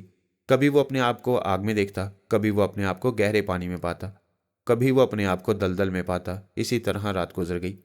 دوسری صبح وہ اٹھ کر ناشتہ کیے بغیر پروفیسر سے ملنے اس کے گھر چلا گیا۔ پروفیسر نے پرتپاک انداز سے اس کا استقبال کیا۔ گزشتہ شب کی طرح اس کے انداز میں سرد مہری نہیں تھی۔ پروفیسر نے اس کے سامنے پراٹھا اور چائے رکھ دی، جس کو الیاس نے قبول کیا۔ ناشتہ کرنے کے بعد پروفیسر نے الیاس سے مخاطب ہو کر کہا، بیٹا، حمزات کو قابو کرنے کے لیے ضروری ہے کہ عامل 5 وقت کا نمازی ہو، اور بے نمازی اس عمل کو کرے تو ناکام ہوگا۔ جی میں سمجھ رہا ہوں، الیاس مسکرایا۔ ایک بات اور بیٹا، جب بھی تم اس عمل کو شروع کرو گے اتنا یاد رکھنا، حمزات تم کو طرح طرح سے دھوکہ دے گا، کبھی عمل کے دوران اور کبھی عمل ختم ہونے کے بعد۔ مطلب میں سمجھا نہیں؟ حمزات کوشش کرے گا تم اس عمل سے باز آ جاؤ، اگر ضرورت پڑی تو جان لینے سے بھی گریز نہیں کرے گا، پروفیسر البانو نے سنجیدگی سے کہا۔ ایک بات پوچھوں پروفیسر؟ الیاس نے اس کی طرف دیکھ کر کہا۔ ہاں ضرور، پروفیسر مشفقانہ لہجے میں مسکرا کر بولا۔ کیا آپ نے کبھی حمزات کا عمل کیا تھا؟ اس کی بات سن کر پروفیسر چونک گیا اور دوسرے ہی پل ٹھنڈی سانس لے کر بولا، ہاں کسی زمانے میں کیا تھا، مگر حمزات کے چکر میں میں نے اپنا سب کچھ کھو دیا۔ حمزات تو میرے قابو میں آ گیا، لیکن میں اپنی اوقات بھول گیا، پروفیسر نے ٹھنڈی سانس لے کر کہا۔ کیا ہوا تھا پروفیسر صاحب؟ زیادہ کچھ نہیں، جب انسان کے پاس طاقت آ جاتی ہے تو وہ اپنے آپ کو زمینی خدا سمجھ بیٹھتا ہے۔ میرے ساتھ بھی یہی ہوا۔ میں نے اس طاقت کے بعد انسانوں کو انسان سمجھنا چھوڑ دیا۔ جب بات سمجھ آئی تو میرا سب کچھ ختم ہو گیا۔ پھر میں نے اس کو آزاد کر دیا اور آج اس ٹوٹے ہوئے مکان میں رہ کر اپنی زندگی پر افسوس کر رہا ہوں، پروفیسر البانو نے تعصف بھرے لہجے میں جواب دیا۔ الیاس نے کوئی جواب نہیں دیا اور خاموشی سے ان کی طرف دیکھتا رہا۔ چند لمحوں کے توقف کے بعد پروفیسر نے اس کی طرف دیکھ کر کہا، جب اس قوت کو حاصل کر لو تو کبھی زمینی خدا بننے کی کوشش مت کرنا۔ الیاس نے اس بات میں سر ہلا دیا اور پھر وہاں سے نکل آیا۔ اس کو اب 1 ماہ گزر چکا تھا۔ پروفیسر کے ساتھ عملیات کی باریکیاں حاصل کرتے ہوئے ہر چھوٹی سے چھوٹی اور بڑی سے بڑی بات بھی اس نے سیکھ لی۔ ایک روز پروفیسر نے اسے کہا، بیٹا اب تم بہت جلد میدان عمل میں اترنے والے ہو، ذرا سی بے احتیاطی تمہارے سارے منصوبے پر پانی پھیر دے گی۔ جی میں سمجھ رہا ہوں۔ اتنا یاد رکھنا، اگر کسی وجہ سے بھی عمل ناکام ہوا تو تم کو سارا وظیفہ دوبارہ کرنا ہوگا، اور جو وظیفہ تم کر چکے ہو اس کے علاوہ دوسرا وظیفہ تم کو شروع کرنا ہوگا۔ ہو سکتا ہے وہ پراسرار قوت جس کو تم حاصل کرنا چاہتے ہو پہلے سے ہی تم کو ڈرانا شروع کر دے، اور ایسا بھی ہو سکتا ہے 20 دن گزر جانے پر بھی کچھ ظاہر نہ ہو۔ الیاس نے مسکرا کر سر ہلایا، اور پھر چند لمحوں کے بعد الیاس نے پروفیسر کی طرف دیکھ کر کہا، پروفیسر اگر میں بالفرض اس چلے میں ناکام ہوا اور میری جان پر بنائی تو؟ استاد ہے نا، پروفیسر نے جواب دیا۔ الیاس نے جس عمل کا انتخاب کیا اس کو رات کو کیا جانا تھا۔ الیاس نے اپنے آپ کو عمل کی تمام شرائط پر پورا پایا۔ دوسرے روز وہ ایک پرانے قبرستان کی سمت روانہ ہو گیا۔ وہ پرانا قبرستان شہر سے کافی دور تھا۔ اس قبرستان کے بارے میں عجیب و غریب قسم کی روایات مشہور تھیں۔ کوئی یہ کہتا کہ اس قبرستان میں رات کو ایک ایسی بدرو گھومتی ہے جو کہ دلہن کے لباس میں گھومتی ہے۔ کوئی کہتا اس قبرستان کے اندر چند سال پہلے کسی گورکن کو قتل کر دیا گیا تھا، جس کی وجہ سے اس گورکن کی روح اس قبرستان میں گھوما کرتی ہے۔ غرض جتنے منہ اتنی باتیں۔ ایک کہانی نے زیادہ شہرت پائی، جس کی وجہ سے یہ قبرستان مزید آج سے بھی شہرت کا حامل ہو گیا۔ اس رات قبرستان میں ایک جنازہ تدفین کے لیے لایا گیا۔ موسم بہت خراب تھا، بارش کے سبب پورا راستہ خراب ہو گیا تھا، جگہ جگہ کیچڑ ہی کیچڑ تھی۔ مرنے والے کی آخری خواہش یہی تھی کہ وہ اسی قبرستان میں دفن ہو، چنانچہ میت کی آخری خواہش کو مد نظر رکھتے ہوئے جنازے کو تدفین کے لیے لایا گیا، ورنہ الواحقین کی تو آخری خواہش یہی تھی کہ وہ اتنی دور دفن نہ ہو، مگر مرنے والے کی خواہش کا احترام کرتے ہوئے میت کو اسی جگہ دفنا دیا گیا۔ دوسری صبح جب لوگ فاتحہ پڑھنے کی نیت سے قبرستان میں داخل ہوئے تو الواحقین نے اس قبر کو کھلا پایا۔ لاش قبر سے باہر پڑی تھی، اس کا سینہ چاک تھا اور اس میں سے دل غائب۔ یہ دیکھ کر لوگ غصہ سے پاگل ہی ہو گئے۔ وہ لوگ گورکن کی جھونپڑی کی طرف بھاگے، مگر وہاں بھی گورکن کی لاش ہی پائی گئی جس کا دل بھی غائب تھا۔ فوراً ہی پولیس سے رابطہ کیا گیا، لیکن پولیس مجرموں تک پہنچنے میں ناکام رہی۔ اس کے بعد سے افواہیں پھیلنے لگیں کہ یہاں بدروہیں ہیں۔ پھر رفتہ رفتہ اس قبرستان کی شہرت آسے بھی ہو گئی۔ الیاس جس وقت اس قبرستان میں داخل ہوا تو رات کے 11 بج چکے تھے۔ چاروں طرف ہیبتناک سناٹا طاری تھا، شاید یہ اس ماہ کی سب سے تاریک رات تھی۔ اندھیرے میں قبروں پر جھکے ہوئے تکونے اور چکور کتبے سائے کی طرح لگ رہے تھے۔ ایک پراسرار سی دھند چاروں طرف پھیلی ہوئی تھی جس نے قبرستان کی فضا کو اداس اور سوگوار بنا دیا تھا۔ قبرستان میں داخل ہوتے ہی الیاس کا دل ایک لمحے کے لیے کانپا۔ ڈر اور خوف کا عجیب سا احساس تھا جو اس نے اپنے رگو پے میں سرایت کرتا ہوا محسوس کیا۔ وہ آہستہ آہستہ چلتا ہوا قبرستان کے اندر داخل ہو گیا۔ اس کے قدم جب بھی سوکھے پتوں سے ٹکراتے، پتوں کے چرمرانے کی آواز سے قبرستان کی فضا چیخ پڑتی۔ قبرستان میں جھینگروں کی آوازیں وقفے وقفے سے گونجتیں۔ وہ آہستہ آہستہ ٹارچ کی روشنی میں آگے بڑھتا گیا۔ شکستہ قبریں اندھیرے کی چادر اوڑھے چپ چاپ پڑی بے بسی کی تصویر بنی ہوئی تھی۔ یہ ایک بہت بڑا برگد کا درخت تھا جس کا سایہ بہت ہی بڑا تھا۔ اس برگد کے نیچے صرف ایک ہی قبر تھی، یہ واحد قبر جو سلامت اور درست حالت میں تھی۔ الیاس نے حمزاد کے وظیفے کے بول پڑھتے ہوئے اپنے گرد ایک گول حصار کھینچ دیا۔ اب اس کو اس حصار کے اندر وظیفہ پڑھنا تھا، اور صبح فجر کی اذان ہوتے ہی وظیفے کو ختم کرنا تھا، جا کر غسل کرنا تھا اور نماز پڑھ کر سو جانا تھا۔ دوران عمل غذا بہت معمولی اور زود ہضم رکھنی تھی، اور دودھ کا استعمال زیادہ کرنا تھا۔ اس نے جسم پر صرف ایک ہلکے سوتی رنگ کی شلوار قمیض پہن رکھی تھی۔ وظیفہ شروع کیے ہوئے اس کو تھوڑی ہی دیر ہوئی تھی کہ اچانک اس کا دل گھبرانے لگا۔ الیاس کو ایسا لگ رہا تھا جیسے کہ اس کا دل مٹھی میں بند کر کے کوئی بھینچ رہا ہو۔ پیاس کا شدید احساس اس کو ستانے لگا۔ پروفیسر البانو نے تاکید کی تھی کہ جب کوئی ایسی کیفیت ہو تو فوراً وظیفہ کے الفاظ کو تیز تیز دہرانا شروع کر دینا۔ الیاس نے ایسا ہی کیا۔ چند لمحوں کے بعد اس کے دل کی کیفیت اعتدال پر آ گئی۔ اس نے آنکھیں بند کر کے وظیفے کے بول پڑھنا شروع کر دیے۔ پڑھتے پڑھتے اس کو کافی دیر ہو گئی تھی۔ اچانک تیز ہوا کے جھکڑ چلنے لگے۔ ہوا اتنی تیز تھی کہ الیاس کو ایسے لگا جیسے ہوا اسے اڑا کر لے جائے گی۔ اچانک اس کی آنکھ کھل گئی۔ آنکھ کھلتے اس نے دیکھا کہ منظر ہی بدلا ہوا ہے۔ اس نے خود کو ایک قبر کے اندر پایا۔ کچھ ہی لمحوں کے بعد اس پر یہ انکشاف ہوا کہ وہ قبر میں زندہ دفن کر دیا گیا ہے۔ مگر اس کو قبر میں زندہ کر دینے والا کون تھا؟ کیا یہ وہی قوت تھی جس کو تسخیر کرنے کے ارادے سے وہ نکلا تھا؟ اس کی سمجھ میں نہیں آ رہا تھا کہ یہ کیا ہوا۔ اچانک اس کو خیال آیا کہ یہ دھوکہ بھی ہو سکتا ہے۔ یہ خیال آتے اس نے وظیفے کے الفاظ پڑھنے شروع کر دیے۔ اس کے لب مسلسل چل رہے تھے۔ قبر میں لیٹے تھوڑی دیر ہی ہوئی تھی کہ اچانک اس کو ایسا لگا जैसे कि कब्र के अंदर ऑक्सीजन कम होना शुरू हो गई हो। ये सोचकर उसकी आंखों से आंसू टपक पड़े। उसे लगा जैसे वो कुछ ही देर में मर जाएगा। अचानक उसको सरसराहट की आवाज़ सुनाई दी।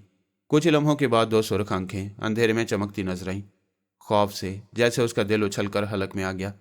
फिर ऐसा लगा जैसे कि उसके बदन पर सांप रेंग रहा हो। उसके हलक से चीख निकलने ही वाली थी, लेकिन इलियास ने खुद को बड़ी मुश्किल से रोका और तेज तेज वजीफे के बोल दोहराने शुरू कर दिए। अब वो सांप उसके सीने पर फनकाड़े झूम रहा था। इससे कबल कि वो सांप उसे डसता, उसने सांप की सिमत फूंक मारी। सांप को एक झटका लगा और उसे आग लग गई। उसने फौरन ही आंखें बंद कर ली। आंखें खोली तो अपने आप को उसे हिसार में पाया। गोया पहला हमला अब नाकाम हुआ। 40 दिन के वजीफे में अभी तो बहुत रातें बाकी थी। इलियास ने अपने आप को बचता देखकर सुकून की सांस ली। दिल ही दिल में अल्लाह का शुक्र अदा किया कि उसकी जान बच गई। पहले 2 घंटे इतने खतरनाक साबित हुए। अजान फजर में तो अभी काफ़ी वक्त बाकी था। अब तो वजीफे के बोल उसको अजबर हो गए। बैठे बैठे उसकी कमर अकड़ गई। अचानक उसकी आंखों के सामने मंजर बदल गया। उसने देखा कि उसके सामने एक स्याह रंग के धुएं का गुबार उठने लगा। धुआं इतना कसीफ था कि इलियास को कुछ दिखाई ही ना दिया। धुआं छटा तो उसने अपने आप को हिसार के बाहर पाया। यह उसके लिए हैरत अंगेज मंजर था। कब्रिस्तान के अंदर 2 इलियास थे। एक इलियास हिसार के अंदर और दूसरा इलियास हिसार के बाहर। हिसार के बाहर वाला चारों तरफ बड़ी हैरत से देख रहा था। इलियास ने देखा कि वो एक पहाड़ी चोटी पर खड़ा है। हिसार के अंदर बैठे बैठे वो ये सब मंजर देख रहा था जैसे फिल्म चल रही हो। वो आंखें फाड़े अपने आप को चोटी से उतरते देख रहा था। शायद इसी कुव्वत ने फिर उसको रोकने के लिए कोई दाव इस्तेमाल किया था, लेकिन उसको यकीन था कि वो इसमें साबित कदम रहेगा। वो जिस पहाड़ की चोटी पर खड़ा था वो पहाड़ अजीबोगरीब नीले रंग का था। ऐसा पहाड़ इससे पहले उसने कभी नहीं देखा था। अचानक इलियास ने हिसार के अंदर से जो कुछ देखा उसको देखकर वह शशदर रह गया। वो तादाद में 4 थे जिनके हाथों में नंगी तलवारें थीं और वो इलियास की जानिब बढ़ रहे थे। इलियास उनकी तरफ पुश्त किए खड़ा था। नंगी तलवार वाले इंसान ही ढांचे थे। वो ढांचे थे और दबे कदमों इलियास की सिमत बढ़ रहे थे। इलियास चीख कर उसको मुतवज्जा करना चाहता था जो उसको हिसार के बाहर दिखाई दे रहा था, मगर जैसे उसने सुना ही नहीं। ढांचों ने तलवार उठाई, एक भरपूर वार से चोटी पर खड़े इलियास की गर्दन तन से जुदा कर दी। उसका सर लुढ़कता हुआ ढलान से नीचे जा गिरा। यह मंजर इतना खौफनाक था कि हिसार में मौजूद इलियास के मुंह से बेसाख्ता किस्म की चीख निकल गई।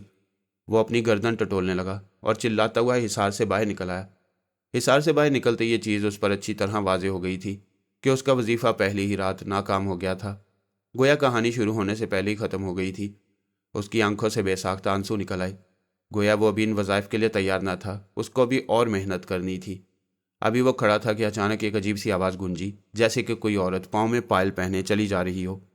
छन छन छन पायल की आवाज़ तेज़ तर होती जा रही थी। खौफ से उसके मसामों ने पसीना छोड़ दिया। अचानक उसने दूर से एक रोशनी को अपनी सिमत बढ़ते हुए देखा। इलियास हैरत से इस रोशनी को अपनी तरफ बढ़ते देख रहा था। वो रोशनी आहिस्ता आहिस्ता उसकी तरफ बढ़ रही थी। कब्रिस्तान का माहौल किसी खौफनाक फिल्म की तरह हो चुका था। वो आंखें फाड़े इस मंजर को देख रहा था। जैसे ही रोशनी करीब आई, उसने देखा कि दुल्हन के लिबास में लिपटी हुई एक औरत ने हाथ में शमादान पकड़ रखा था, जिससे रोशनी निकल रही थी। उस औरत ने घूंघट डाल रखा था। वो औरत उसके सामने आकर रुक गई।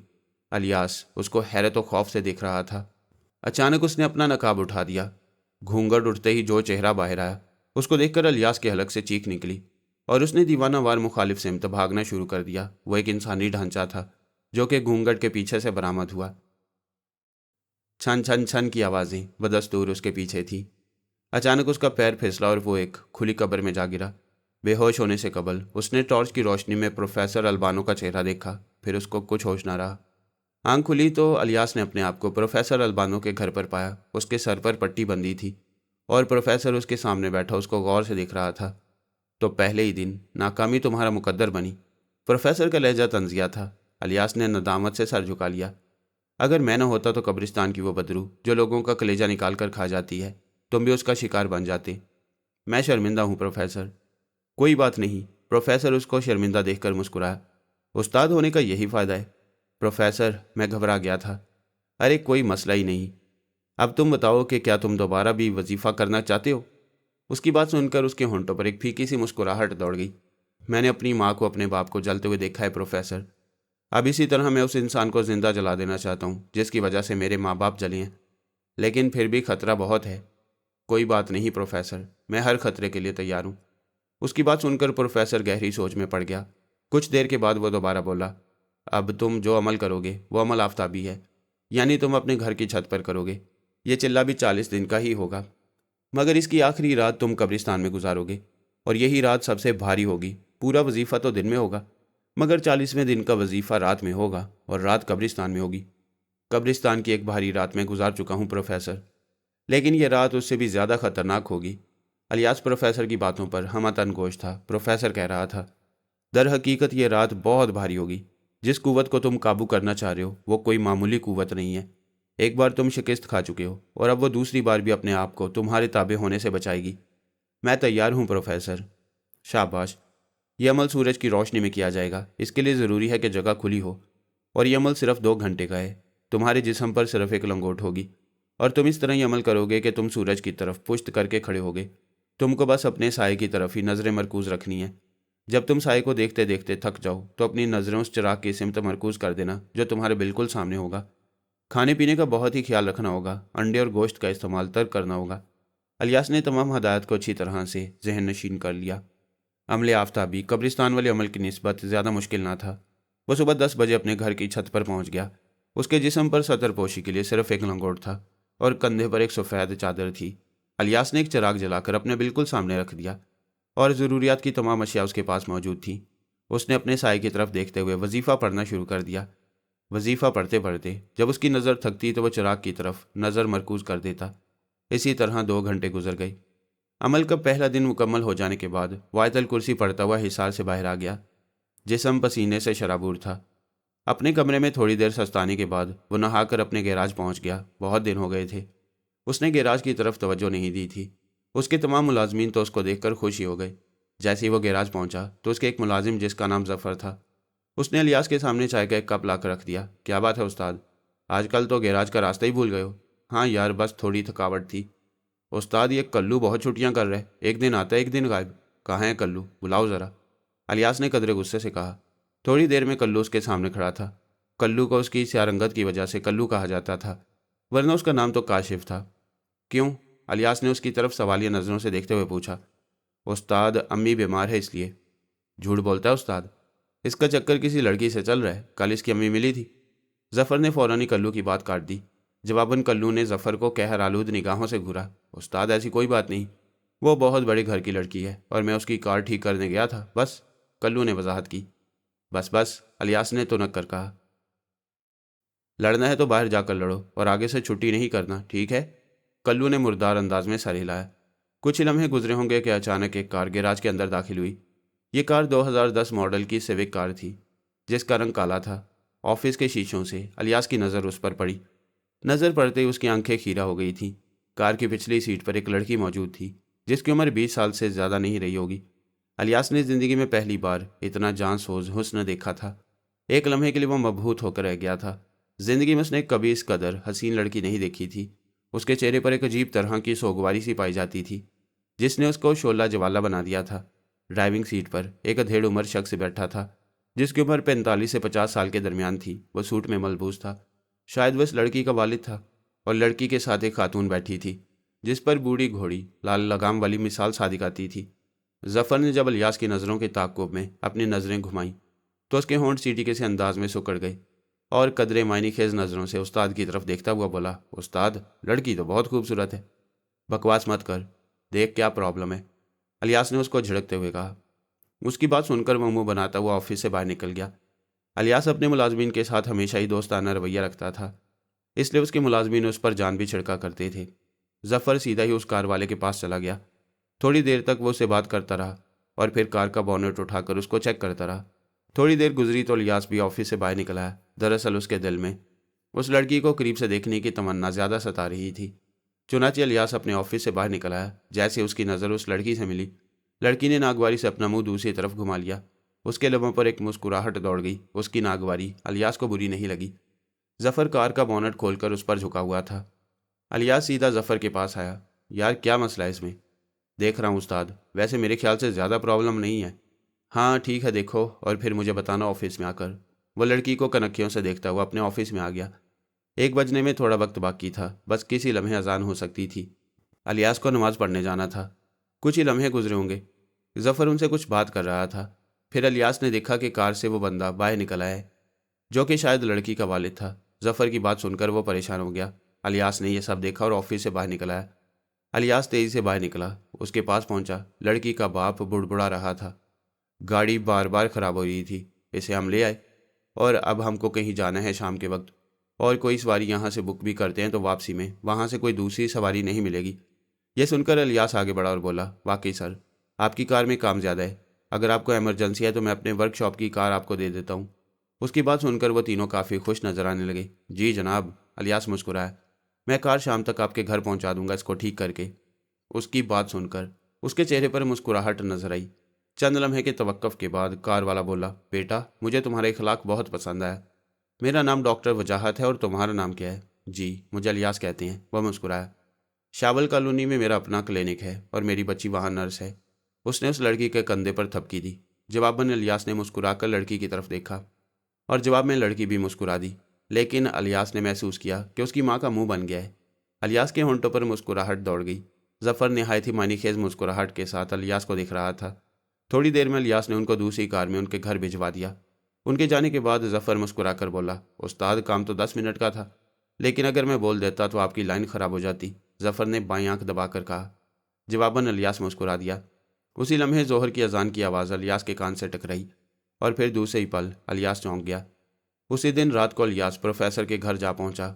उनको आज अपने पहले दिन की कामयाबी के बारे में बताना था। दोनों की ये रूटीन थी कि साथ ही रात का खाना खाते और इसके बाद वो अलियास को हमजाद के असरार और रमूज़ के बारे में बताते रहते। हाँ भाई, तुम्हारा पहला दिन कैसा रहा? प्रोफेसर बदस्तूर खुशबू से महक रहा था।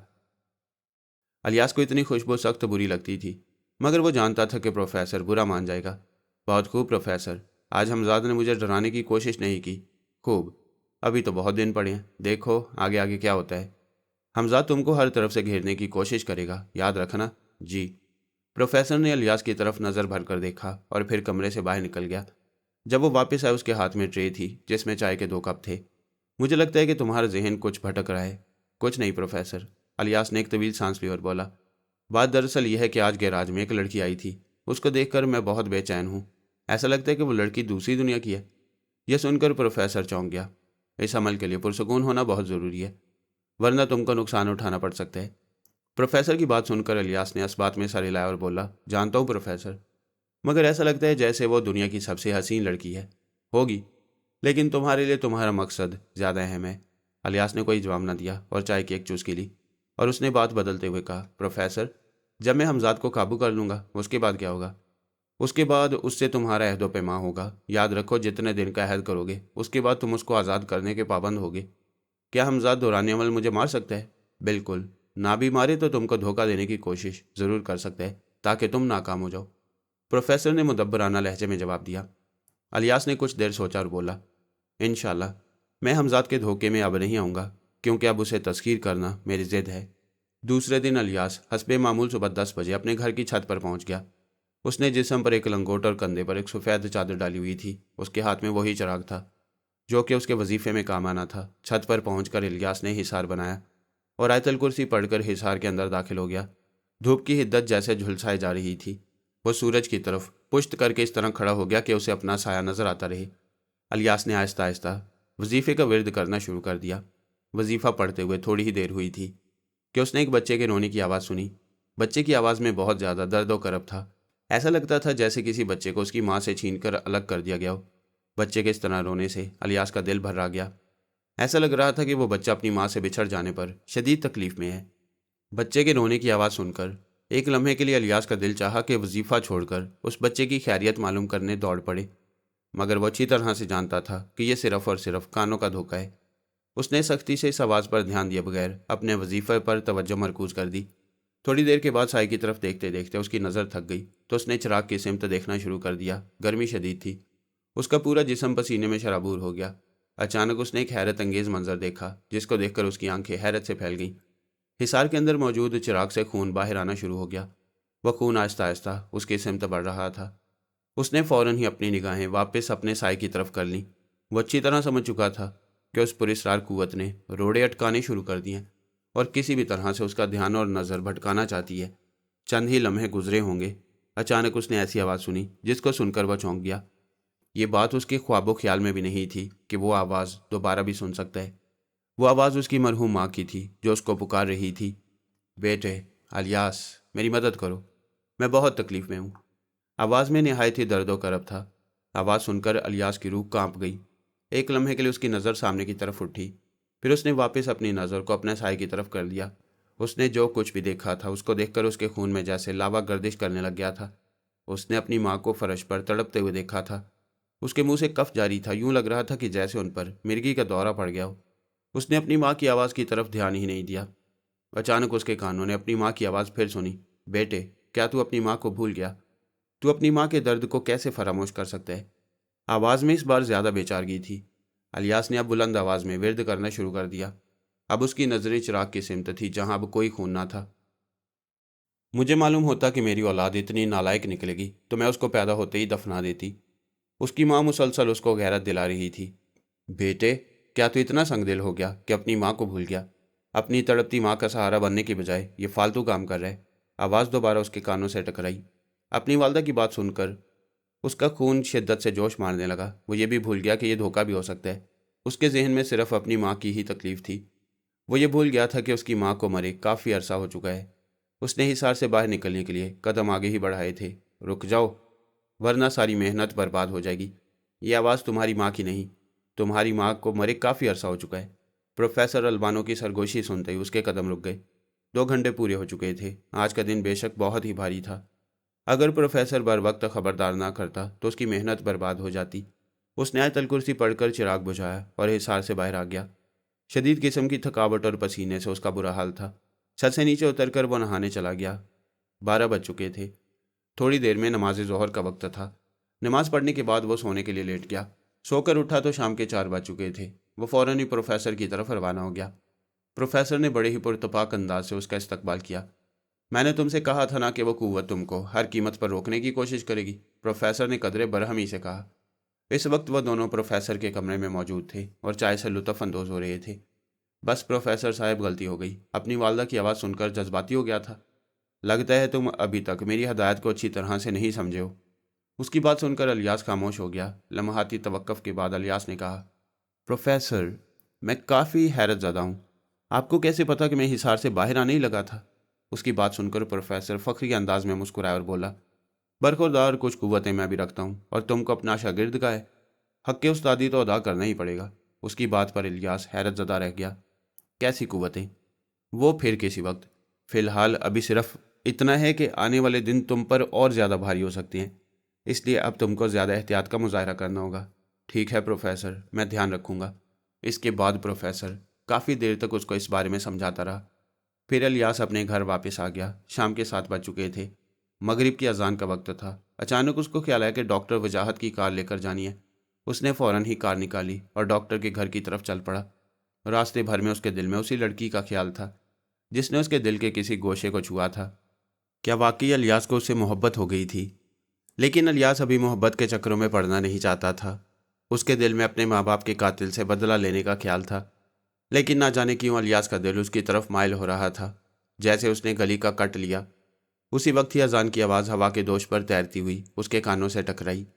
سامنے ہی مسجد تھی۔ اس نے فوراً ہی مغرب کی نماز ادا کی اور واپس وجاہت کی طرف چل پڑا۔ ڈاکٹر وجاہت کے گھر پہنچ کر وہ یہ خواہش کرنے لگا کہ کاش وہ شعلہ رخ دروازہ کھولے جس کی خاطر وہ یہاں آیا تھا۔ وجاہت کا گھر کوئی اتنا خاص نہ تھا۔ پہلی نظر میں وہ اس کو ایک متوسط طبقے کی فیملی معلوم ہوئی۔ الیاس نے پورچ میں اپنی کار کھڑی دیکھ لی تھی۔ دروازہ پہلی بار ہی ڈور بیل بجانے پر کھل گیا۔ دروازہ کھولنے والی وہی ماہویش تھی جس نے الیاس کے دل کو چھو لیا تھا۔ جی، اس نے بڑی ہی بے نیازی سے الیاس سے کہا۔ الیاس نے اس کی نظروں سے اندازہ لگایا تھا کہ وہ اس کو پہچان چکی ہے۔ جی، میں آپ کی کار لوٹانے آیا تھا۔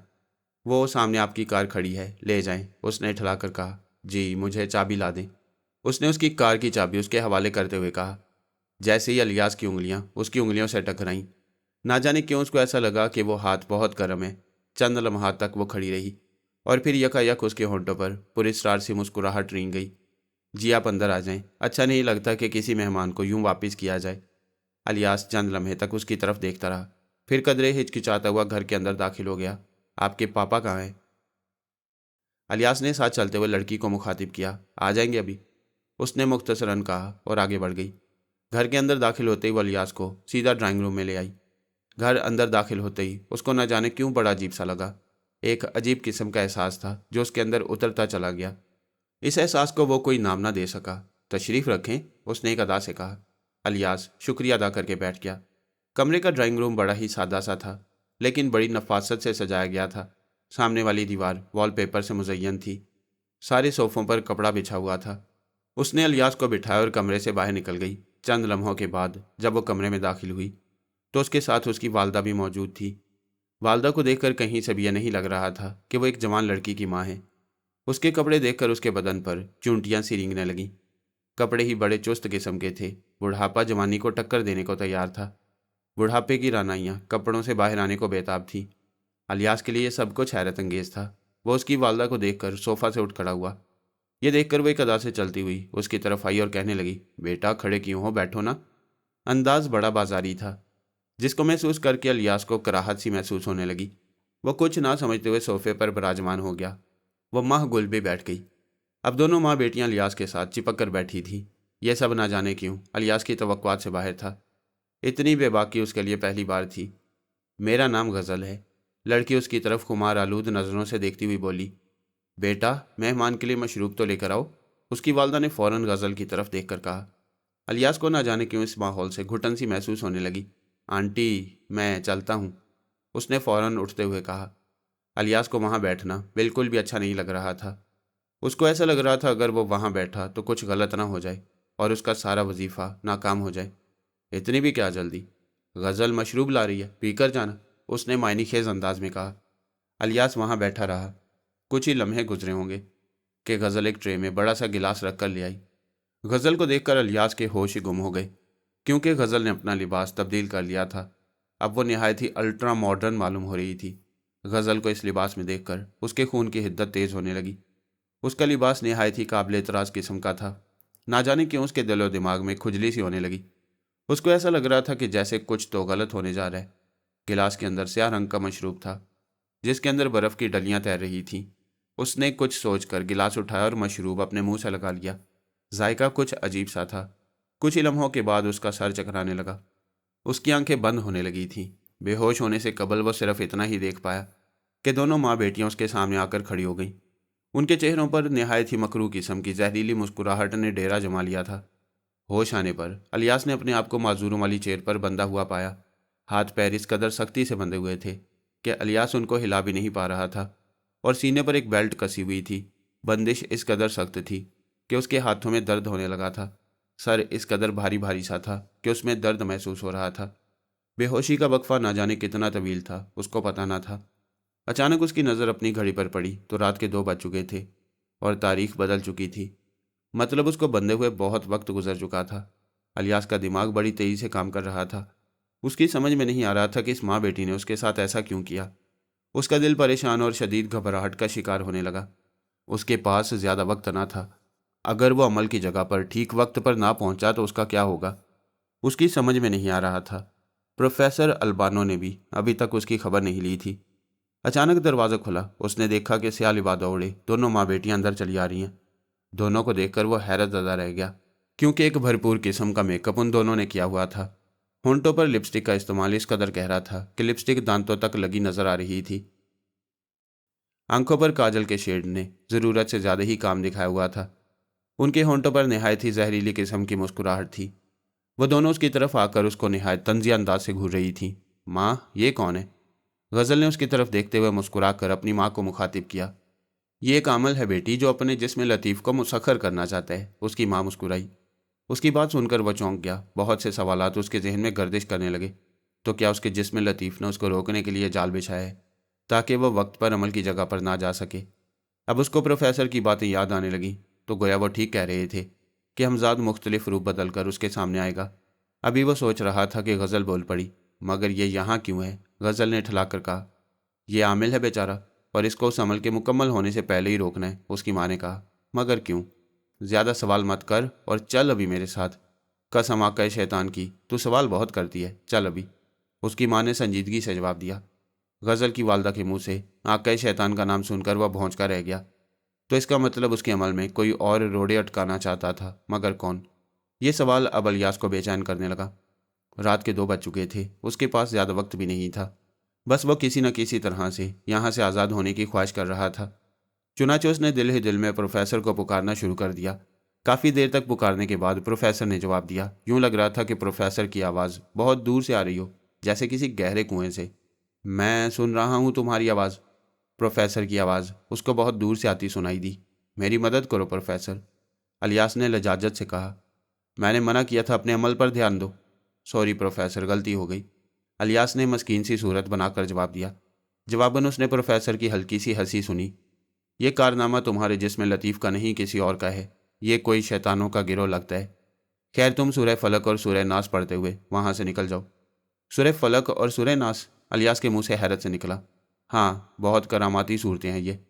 جب ہمارے آقا پیارے نبی صلی اللہ علیہ وآلہ وسلم پر جادو کیا گیا تھا تو اللہ تعالیٰ نے یہی 2 آیات نازل فرمائی تھیں، جن کی مدد سے اللہ نے یہ سحر دور کیا تھا۔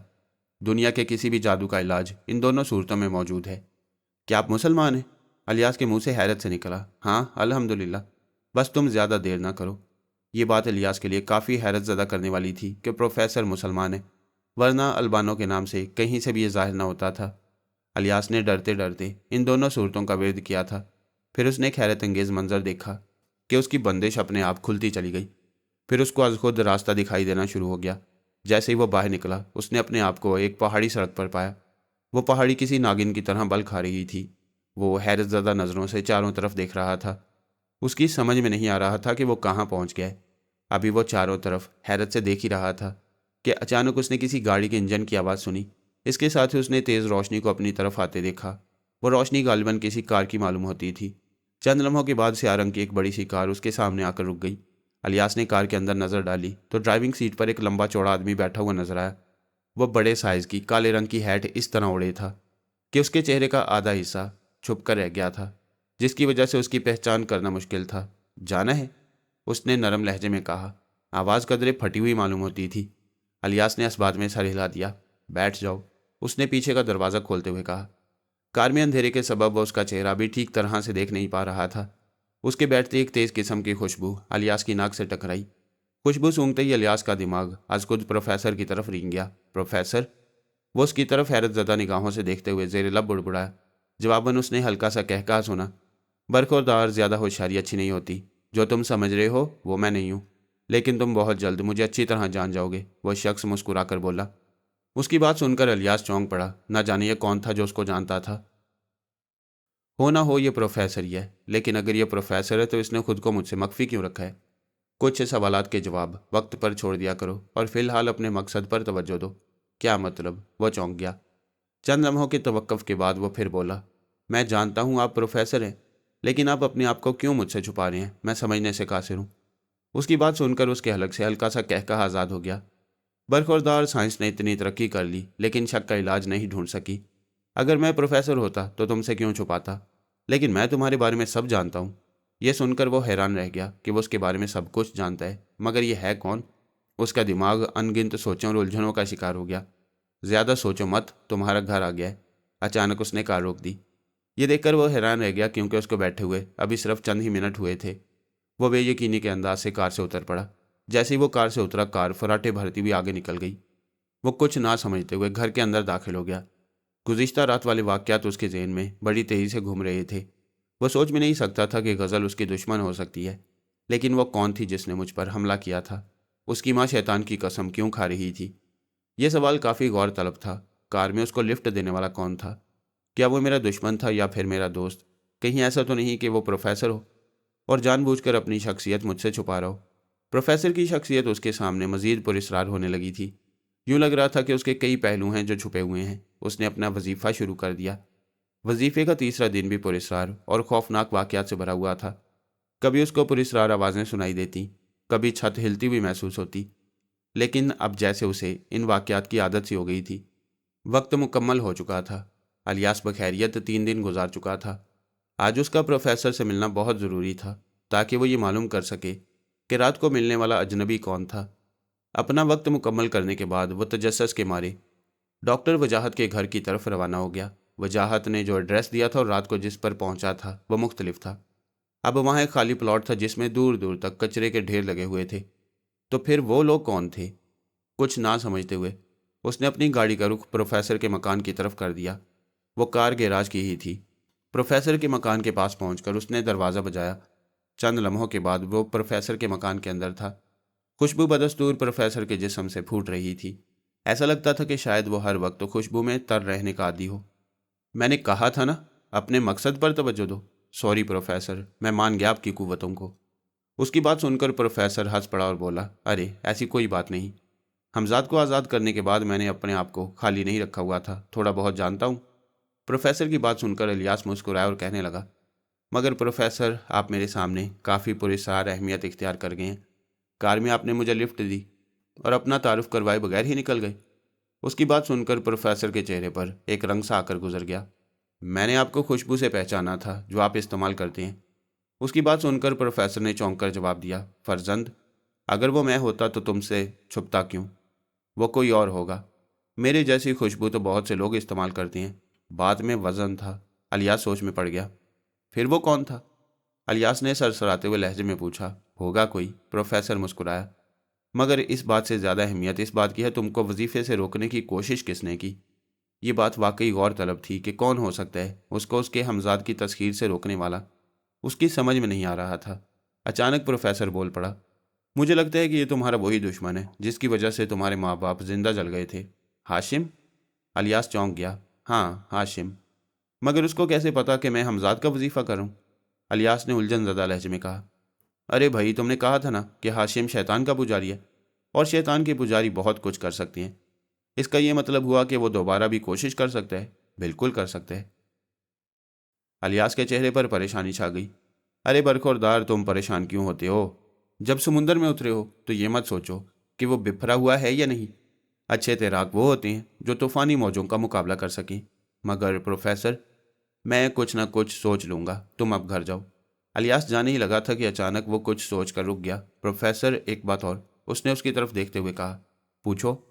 मानता हूँ आपकी कुव्वतों को प्रोफेसर, कि आपने मुझे उन शैतानों के चुंगल से रिहाई दिलवाने में मेरी मदद की। अरे नहीं, प्रोफेसर हंस पड़ा, मेरे पास कोई ऐसी खास कुव्वत नहीं है, बस इतना ज़रूर है कि लोगों से जहनी राब्ता करने में मैं माहिर हूँ। बहरहाल प्रोफेसर, आप बहुत गहरे हैं। जवाबन प्रोफेसर हंसकर खामोश हो गया। अलियास वहाँ से चला आया। उसका इरादा अपने गैराज की तरफ जाने का था। रास्ते भर में वो प्रोफेसर के बारे में सोचता रहा। उसको प्रोफेसर निहायत ही पुरस्कार मालूम हो रहा था। उसको ना जाने क्यों इस बात का यकीन था कि प्रोफेसर और वो कार वाला एक ही शख्सियत के दो रूप हैं। लेकिन प्रोफेसर ने अपनी शख्सियत उससे क्यों छुपाई थी? हो सकता है कि यह सब उसके मफरूज़े ही हों। जैसे ही वो गैराज पहुंचा तो एक नई परेशानी पुलिस की सूरत में उसके सामने मौजूद थी। पुलिस की कार गैराज के अंदर खड़ी थी और इंस्पेक्टर उसके ऑफिस में बैठा हुआ था। ऑफिस के बाहर उसके सारे मुलाजिम खड़े थे। उनके चेहरों पर परेशानी थी। क्या हुआ? अलियास ने जफ़र के करीब होकर पूछा। पता नहीं, जफ़र ने परेशान लहजे में कहा। उसी लम्हे पुलिस वाला जो कि बाहर खड़ा था तेज़ी से अलियास की सिमत बढ़ा। तुम्हारा नाम अलियास है? उसने निहायत ही बदतमीज़ी से बात करते हुए कहा। कांस्टेबल साहब, आप थोड़ा तमीज़ से बात नहीं कर सकते? अंदर चलो, तमीज़ तुमको इंस्पेक्टर साहब सिखाएंगे, उसने ज़हर खोंदा से कहा। जवाबन अलियास खून के घूंट पीकर रह गया।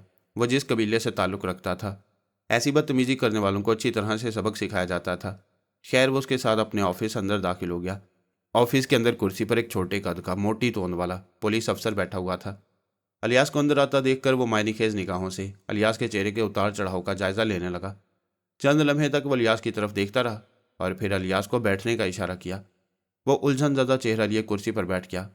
क्या आपका नाम अलियास है? इंस्पेक्टर ने उसको ऊपर से नीचे तक देखते हुए कहा। जी। अलियास के जवाब में वो अलियास को घूरने लगा। फिर उसने जेब से तस्वीर निकाल कर अलियास को दिखाई। क्या आप इसको जानते हैं? तस्वीर देखकर अलियास चौंक गया। उसका जहन मुख्तलिफ किस्म की उलझनों का शिकार नजर आने लगा। वह तस्वीर किसी और की नहीं, गज़ल की थी। जी, ये अपने फादर के साथ हमारे गैराज आई थी अपनी कार लेकर, अलियास ने सोचकर जवाब देते हुए कहा। तो फिर आपने क्या किया? इंस्पेक्टर ने उसको कुरीदते हुए मायनेखेज लहजे में पूछा। सर, वो कार में थोड़ा काम ज़्यादा था और मैंने कार रोक ली और बदले में गैराज की कार देकर रवाना कर दिया। गुड। इंस्पेक्टर की आंखें चमकने लगी थी। अलियास काफ़ी उलझन में आ चुका था। ना जाने क्या बात थी जो इंस्पेक्टर उसे इस तरह के सवालात कर रहा था। वह सोच ही रहा था। इंस्पेक्टर फिर बोला, मिस्टर, वो कार कहाँ है जो आपने मिस्टर वजाहत को दी थी? इंस्पेक्टर का लहजा सख्त था। कार के बारे में सुनकर अलियास चौंक गया। उसके चेहरे पर मौजूद उलझन मजीद गहरी हो गई। گزشتہ سارے واقعات اس کے ذہن میں تواتر کے ساتھ گھومنے لگے۔ اس کو یاد آیا کہ اس کی کار تو ان کے پاس ہے۔ جی وہ کار تو انہی کے پاس ہے۔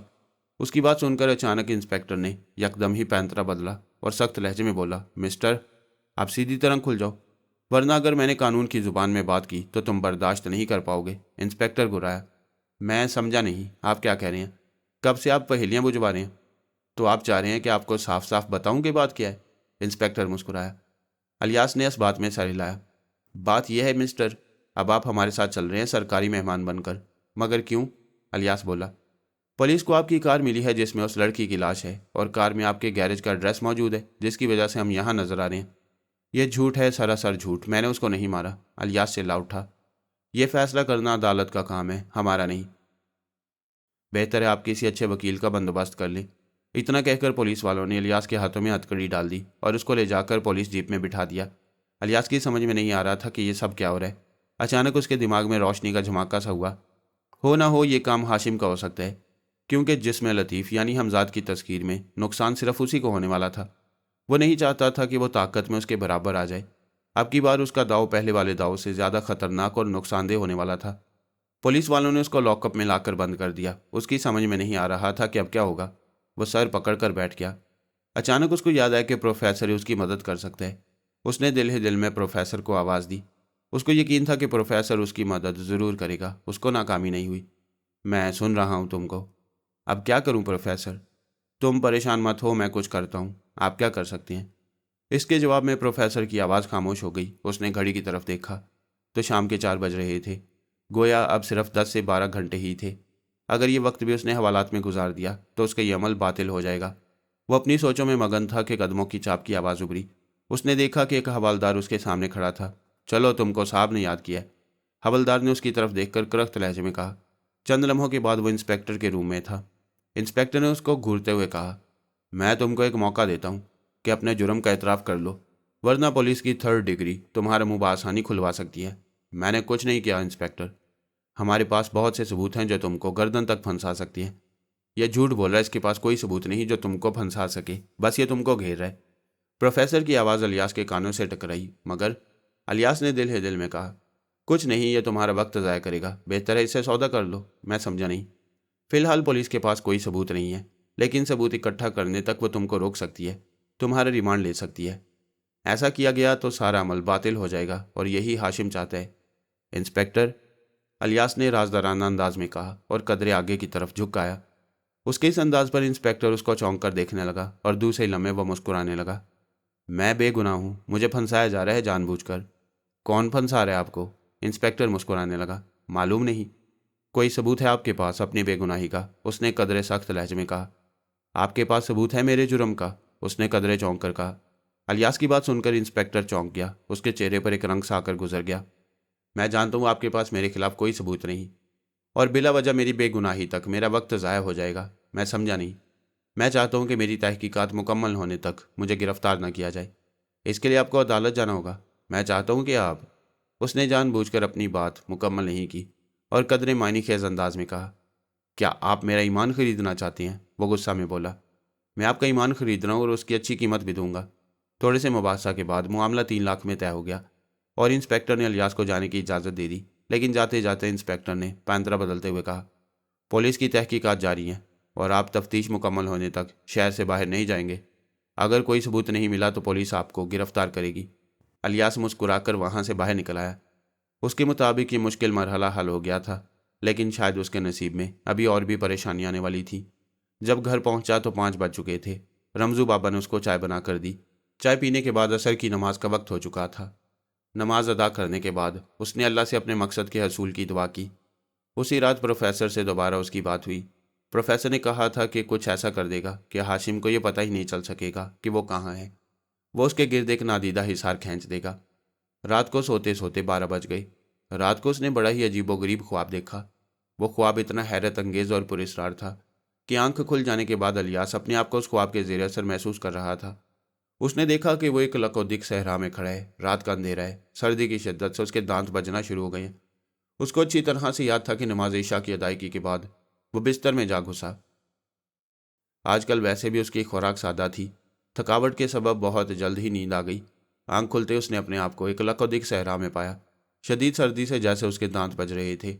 وہ ادھر ادھر دیکھتا ہوا کسی پناہ گاہ کی تلاش میں آگے بڑھتا ہی جا رہا تھا۔ چلتے چلتے اس نے ایک عجیب سی آواز سنی، وہ نہ جانے کیسی تھی، جیسے کسی مندر میں ناقوس پھونکے جا رہے ہوں۔ الیاس حیرت زدہ رہ گیا کہ مندر میں ناقوسوں کی آواز کیا مطلب رکھتی ہے۔ اچانک ایک شوکر کی آواز سن کر وہ چونک گیا۔ اس نے سامنے کی طرف نظر اٹھا کر دیکھا تو وہ ایک سیاہ رنگ کا کوبرا تھا، جو کہ موت کا ہرکارہ بن کر اس کے سامنے فن کاڑے جھوم رہا تھا۔ سانپ اپنی لال سرخ آنکھوں سے غضبناک انداز میں اس کو گھور رہا تھا۔ شدید سردی کے سبب اس کی آنکھوں سے پسینہ پھوٹ پڑا۔ اس نے سانپ کو دیکھ کر مخالف سمت بھاگنا شروع کر دیا۔ الیاس اندھا دھند بھاگا ہی جا رہا تھا۔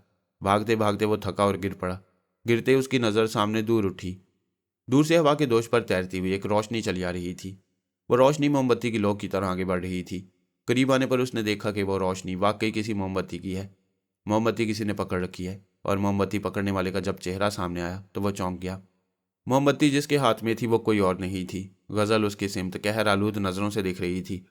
اس نے اپنے جسم پر سیاہ رنگ کا لبادہ اوڑھ رکھا تھا۔ تم کتنی بھی کوشش کر لو مگر آقائے ہاشم کو نہیں ہرا سکتے۔ افسوس، تمہارا آقا بدی کا پجاری ہے۔ میں یہ جانتا ہوں کہ میرے ماں باپ کا کوئی قصور نہ تھا، وہ کیوں جلے؟ الیاس بولا۔ اس کی بات سن کر وہ ہنس پڑی۔ چند لمحوں تک غزل اس کو قہر آلود نظروں سے دیکھتی رہی اور پھر شفاق کانہ انداز میں گرائی۔ یہ بات تم اپنے ماں باپ سے جا کر اوپر پوچھ لینا۔ الیاس نے دیکھا کہ غزل کی آنکھوں میں طاغوتی قوتوں کا رقص تیز ہونے لگا۔ اچانک الیاس نے اپنے سامنے اس سانپ کو دیکھا۔ وہ سانپ تیزی سے اس کی سمت رینگ رہا تھا۔ الیاس نے بھاگنا چاہا، اس کے قدم من بھر کے ہو گئے۔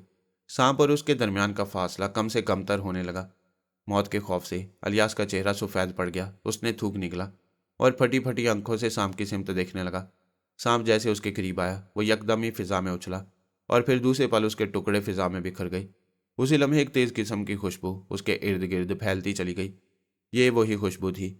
خوشبو کے محسوس کرتے ہی الیاس نے دیکھا کہ غزل کی آنکھوں میں دہشت نظر آئی ہے۔ پھر وہ پل بھر میں چھو منتر ہو گئی۔ وہ خوشبو کسی اور کی نہیں، اسی کی تھی جس کو اس نے کار میں محسوس کیا تھا۔ کون ہو تم؟ الیاس نے سرسراتی ہوئی آواز میں پوچھا۔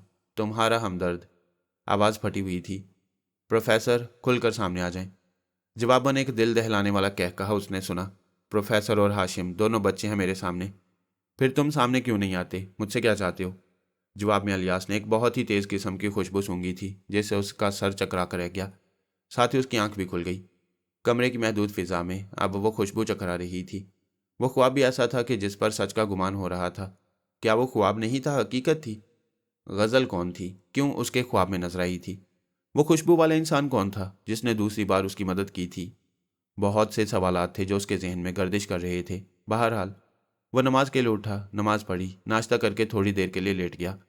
وظیفہ کرتے ہوئے اب اس کو تقریباً 30 دن ہو چکے تھے۔ اب اس کو اپنے سائے کے ساتھ ایک اور سایہ الگ ہوتا دکھائی دے رہا تھا۔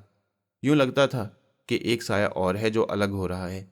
پروفیسر نے وعدے کے مطابق اس کے گرد ایک ایسا حصار قائم کر دیا تھا جس کی وجہ سے اس کی تمام قسم کی سرگرمیاں صرف اسی کے علم میں ہوں۔ اس کا بے حد خاطر خواہ فائدہ ہوا۔ اس نے پروفیسر سے پوچھا بھی تھا کہ یہ حصار کس قسم کا ہے۔ جواباً پروفیسر کا کہنا تھا کہ حصار روحانی ہے۔ دنیا کی کسی شیطانی طاقت کو علم نہیں ہو سکتا کہ تم کیا کر رہے ہو۔ آخر وظیفے کا آخری دن بھی آ گیا۔ اسی رات اس کو اپنی آخری اور خطرناک رات قبرستان میں گزارنی تھی۔ دن کا وقت تھا، سخت قسم کی گرمی تھی۔ اچانک ایک واقعہ ہوا جس نے الیاس کا سارا سکون سبوداز کر دیا۔ پولیس دندناتی ہوئی اس کے آفس میں داخل ہوئی تھی، جس نے اس کو غزل کے قتل کے الزام میں دوبارہ گرفتار کر لیا تھا۔ الیاس حوالات میں بند تھا۔ اب اس جھوٹے کیس میں پھنس چکا تھا جو کہ ہاشم نے اپنی چالاکی کی وجہ سے اس کے سر تھوپ دیا۔ پریشانی کی حالت میں پرانے حوالات میں بند الیاس اپنے آئندہ اقدامات کے بارے میں سوچ رہا تھا۔ اچانک اسے کسی کے قدموں کی آہٹ سنائی دی۔ اس نے سر اٹھا کر دیکھا۔ وہی انسپیکٹر جو اس کے گیراج میں آیا تھا حوالات کا قفل کھول رہا تھا۔ اس نے اپنے لبوں پر انگلی رکھ کر الیاس کو اپنے ساتھ آنے کا اشارہ کیا۔ الیاس اس کے پیچھے پیچھے چل پڑا۔ انسپیکٹر الیاس کے ساتھ تھانے سے باہر سڑک کنارے آ گیا۔ پھر انسپیکٹر بولا، الیاس، میں پروفیسر ہوں، میری بات دھیان سے سنو۔ اس وقت انسپیکٹر میسمرزم کا شکار ہے۔ میں نے نظر بندی سے اسے غائب دماغ بنا دیا ہے۔ میں نے پہلے اس سے تمہارے خلاف رپورٹ ضائع کروا دی ہے۔ اب یہ دوبارہ تمہیں تنگ نہیں کرے گا۔ تم یہاں سے اپنے گھر جاؤ۔ تیاری کرنے کے بعد اپنے عمل کی آخری رات مکمل کرنے قبرستان جاؤ۔ الیاس جو کہ پہلے ہی پروفیسر کی پراسرار شخصیت سے حیران تھا، مزید حیران ہو گیا۔ وہ سیدھا اپنے گھر پہنچا۔ عمل میں استعمال ہونے والی چیزیں لے کر پرانے قبرستان روانہ ہو گیا۔ اسے اب حتمی طور پر حمزاد کا عمل مکمل کرنا تھا، اس کے بغیر کوئی چارہ نہ تھا، کیونکہ ہاشم اپنی شیطانی طاقتوں کے ساتھ اس کے پیچھے پڑ چکا تھا۔ ان حالات میں اس کے پاس اپنی بھی کوئی پراسرار قوت ہونی چاہیے جس سے وہ شیطانی وار کا مقابلہ کر سکے۔ الیاس کے دماغ میں یہی خیالات گڈمڈ ہو رہے تھے۔ قبرستان پہنچ کر الیاس نے اپنے لیے ایک خاص جگہ منتخب کی اور حصار کھینچ کر اپنے وظیفے کا ورد کرنے لگا۔ پہلے 1-2 گھنٹے تک کچھ نہ ہوا۔ الیاس پوری لگن سے وظیفے کے الفاظ دہرا رہا تھا۔ کچھ دیر بعد یوں محسوس ہونے لگا جیسے قبرستان کی فضا بدلنے لگی ہو۔ ہر طرف خاموشی اور ہو کا عالم تھا۔ ہوا چلتی تو درخت کے ٹوٹے پتے زمین پر یوں آوازیں دینے لگتے جیسے بہت سے افراد قبرستان میں چکراتے پھر رہے ہوں۔ الیاس کے کانوں میں ناموس آوازوں کی سرگوشیاں سنائی دینی شروع ہو گئیں۔ الیاس سمجھ گیا کہ اس کا حمزاد اس کا عمل باطل کرنے کے لیے اپنے حربے آزمانا شروع ہو گیا ہے۔ کچھ مدھم سائے قبرستان میں چکرانے لگے جن کے چہرے واضح نہیں تھے۔ یہ سائے پہلے دور نظر آتے، پھر آہستہ آہستہ قریب ہونے لگتے، پھر الیاس کے حصار کے قریب آ کر غائب ہو جاتے۔ 1 گھنٹہ مزید گزر گیا۔ اچانک قبرستان میں زلزلہ آ گیا۔ زمین یکدم لرزنے لگی۔ حصار کے باہر مٹی اڑتی رہی۔ قبرستان کی قبریں ہلنا شروع ہو گئیں، لیکن الیاس کے حصار میں سکون تھا۔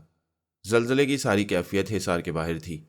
ایسی حالت کو دیکھتے ہوئے الیاس نے وظیفے کا ورد تیز کر دیا۔ زلزلے کی کیفیت ختم ہو گئی۔ پھر اچانک وہ لڑکی ایک پراسرار سی خاموشی کے ساتھ قبرستان کی دھند سے نمودار ہوئی تھی۔ جیسے ہی الیاس کی نظریں اس پر پڑیں، ایک لمحے کو اس کا دل رک سا گیا۔ وہ غیر معمولی حد تک حسین تھی، ایسی خوبصورتی جو عام انسانی تصور سے ماورا لگتی تھی۔ اس کا چہرہ چاندنی رات جیسا روشن اور نرم تھا، جیسے پورا وجود روشنی سے بنا ہو۔ پیشانی کشادہ بال گھنے، ریشمی اور سیاہ جیسے رات کے سائے جو کندھوں پر لہراتے ہوئے اس کے سفید لباس کے ساتھ ایک ناقابل بیان تضاد پیدا کر رہے تھے۔ آنکھیں، اس کی آنکھیں سب سے زیادہ پراسرار تھیں، گہرے نیلے رنگ کی۔ ان میں ایسی کشش تھی جو کسی کو بھی پلک جھپکنے سے روک سکتی تھی۔ اس کی پلکیں لمبی اور خمدار اور آنکھوں کے گرد ہلکی سی سرخی، ناک پتلی اور نازک، ہونٹ گلابی اور خفیف مسکراہٹ لیے جیسے وہ کچھ کہنا چاہتی ہو۔ اس کی آواز اتنی نرم اور مدھم تھی جیسے دور سے کوئی بانسری بجا رہی ہو۔ اس کا قد درمیانہ مگر وقار سے بھرپور، جیسے چلتے ہوئے زمین پر نہیں بلکہ ہوا میں تیر رہی ہو۔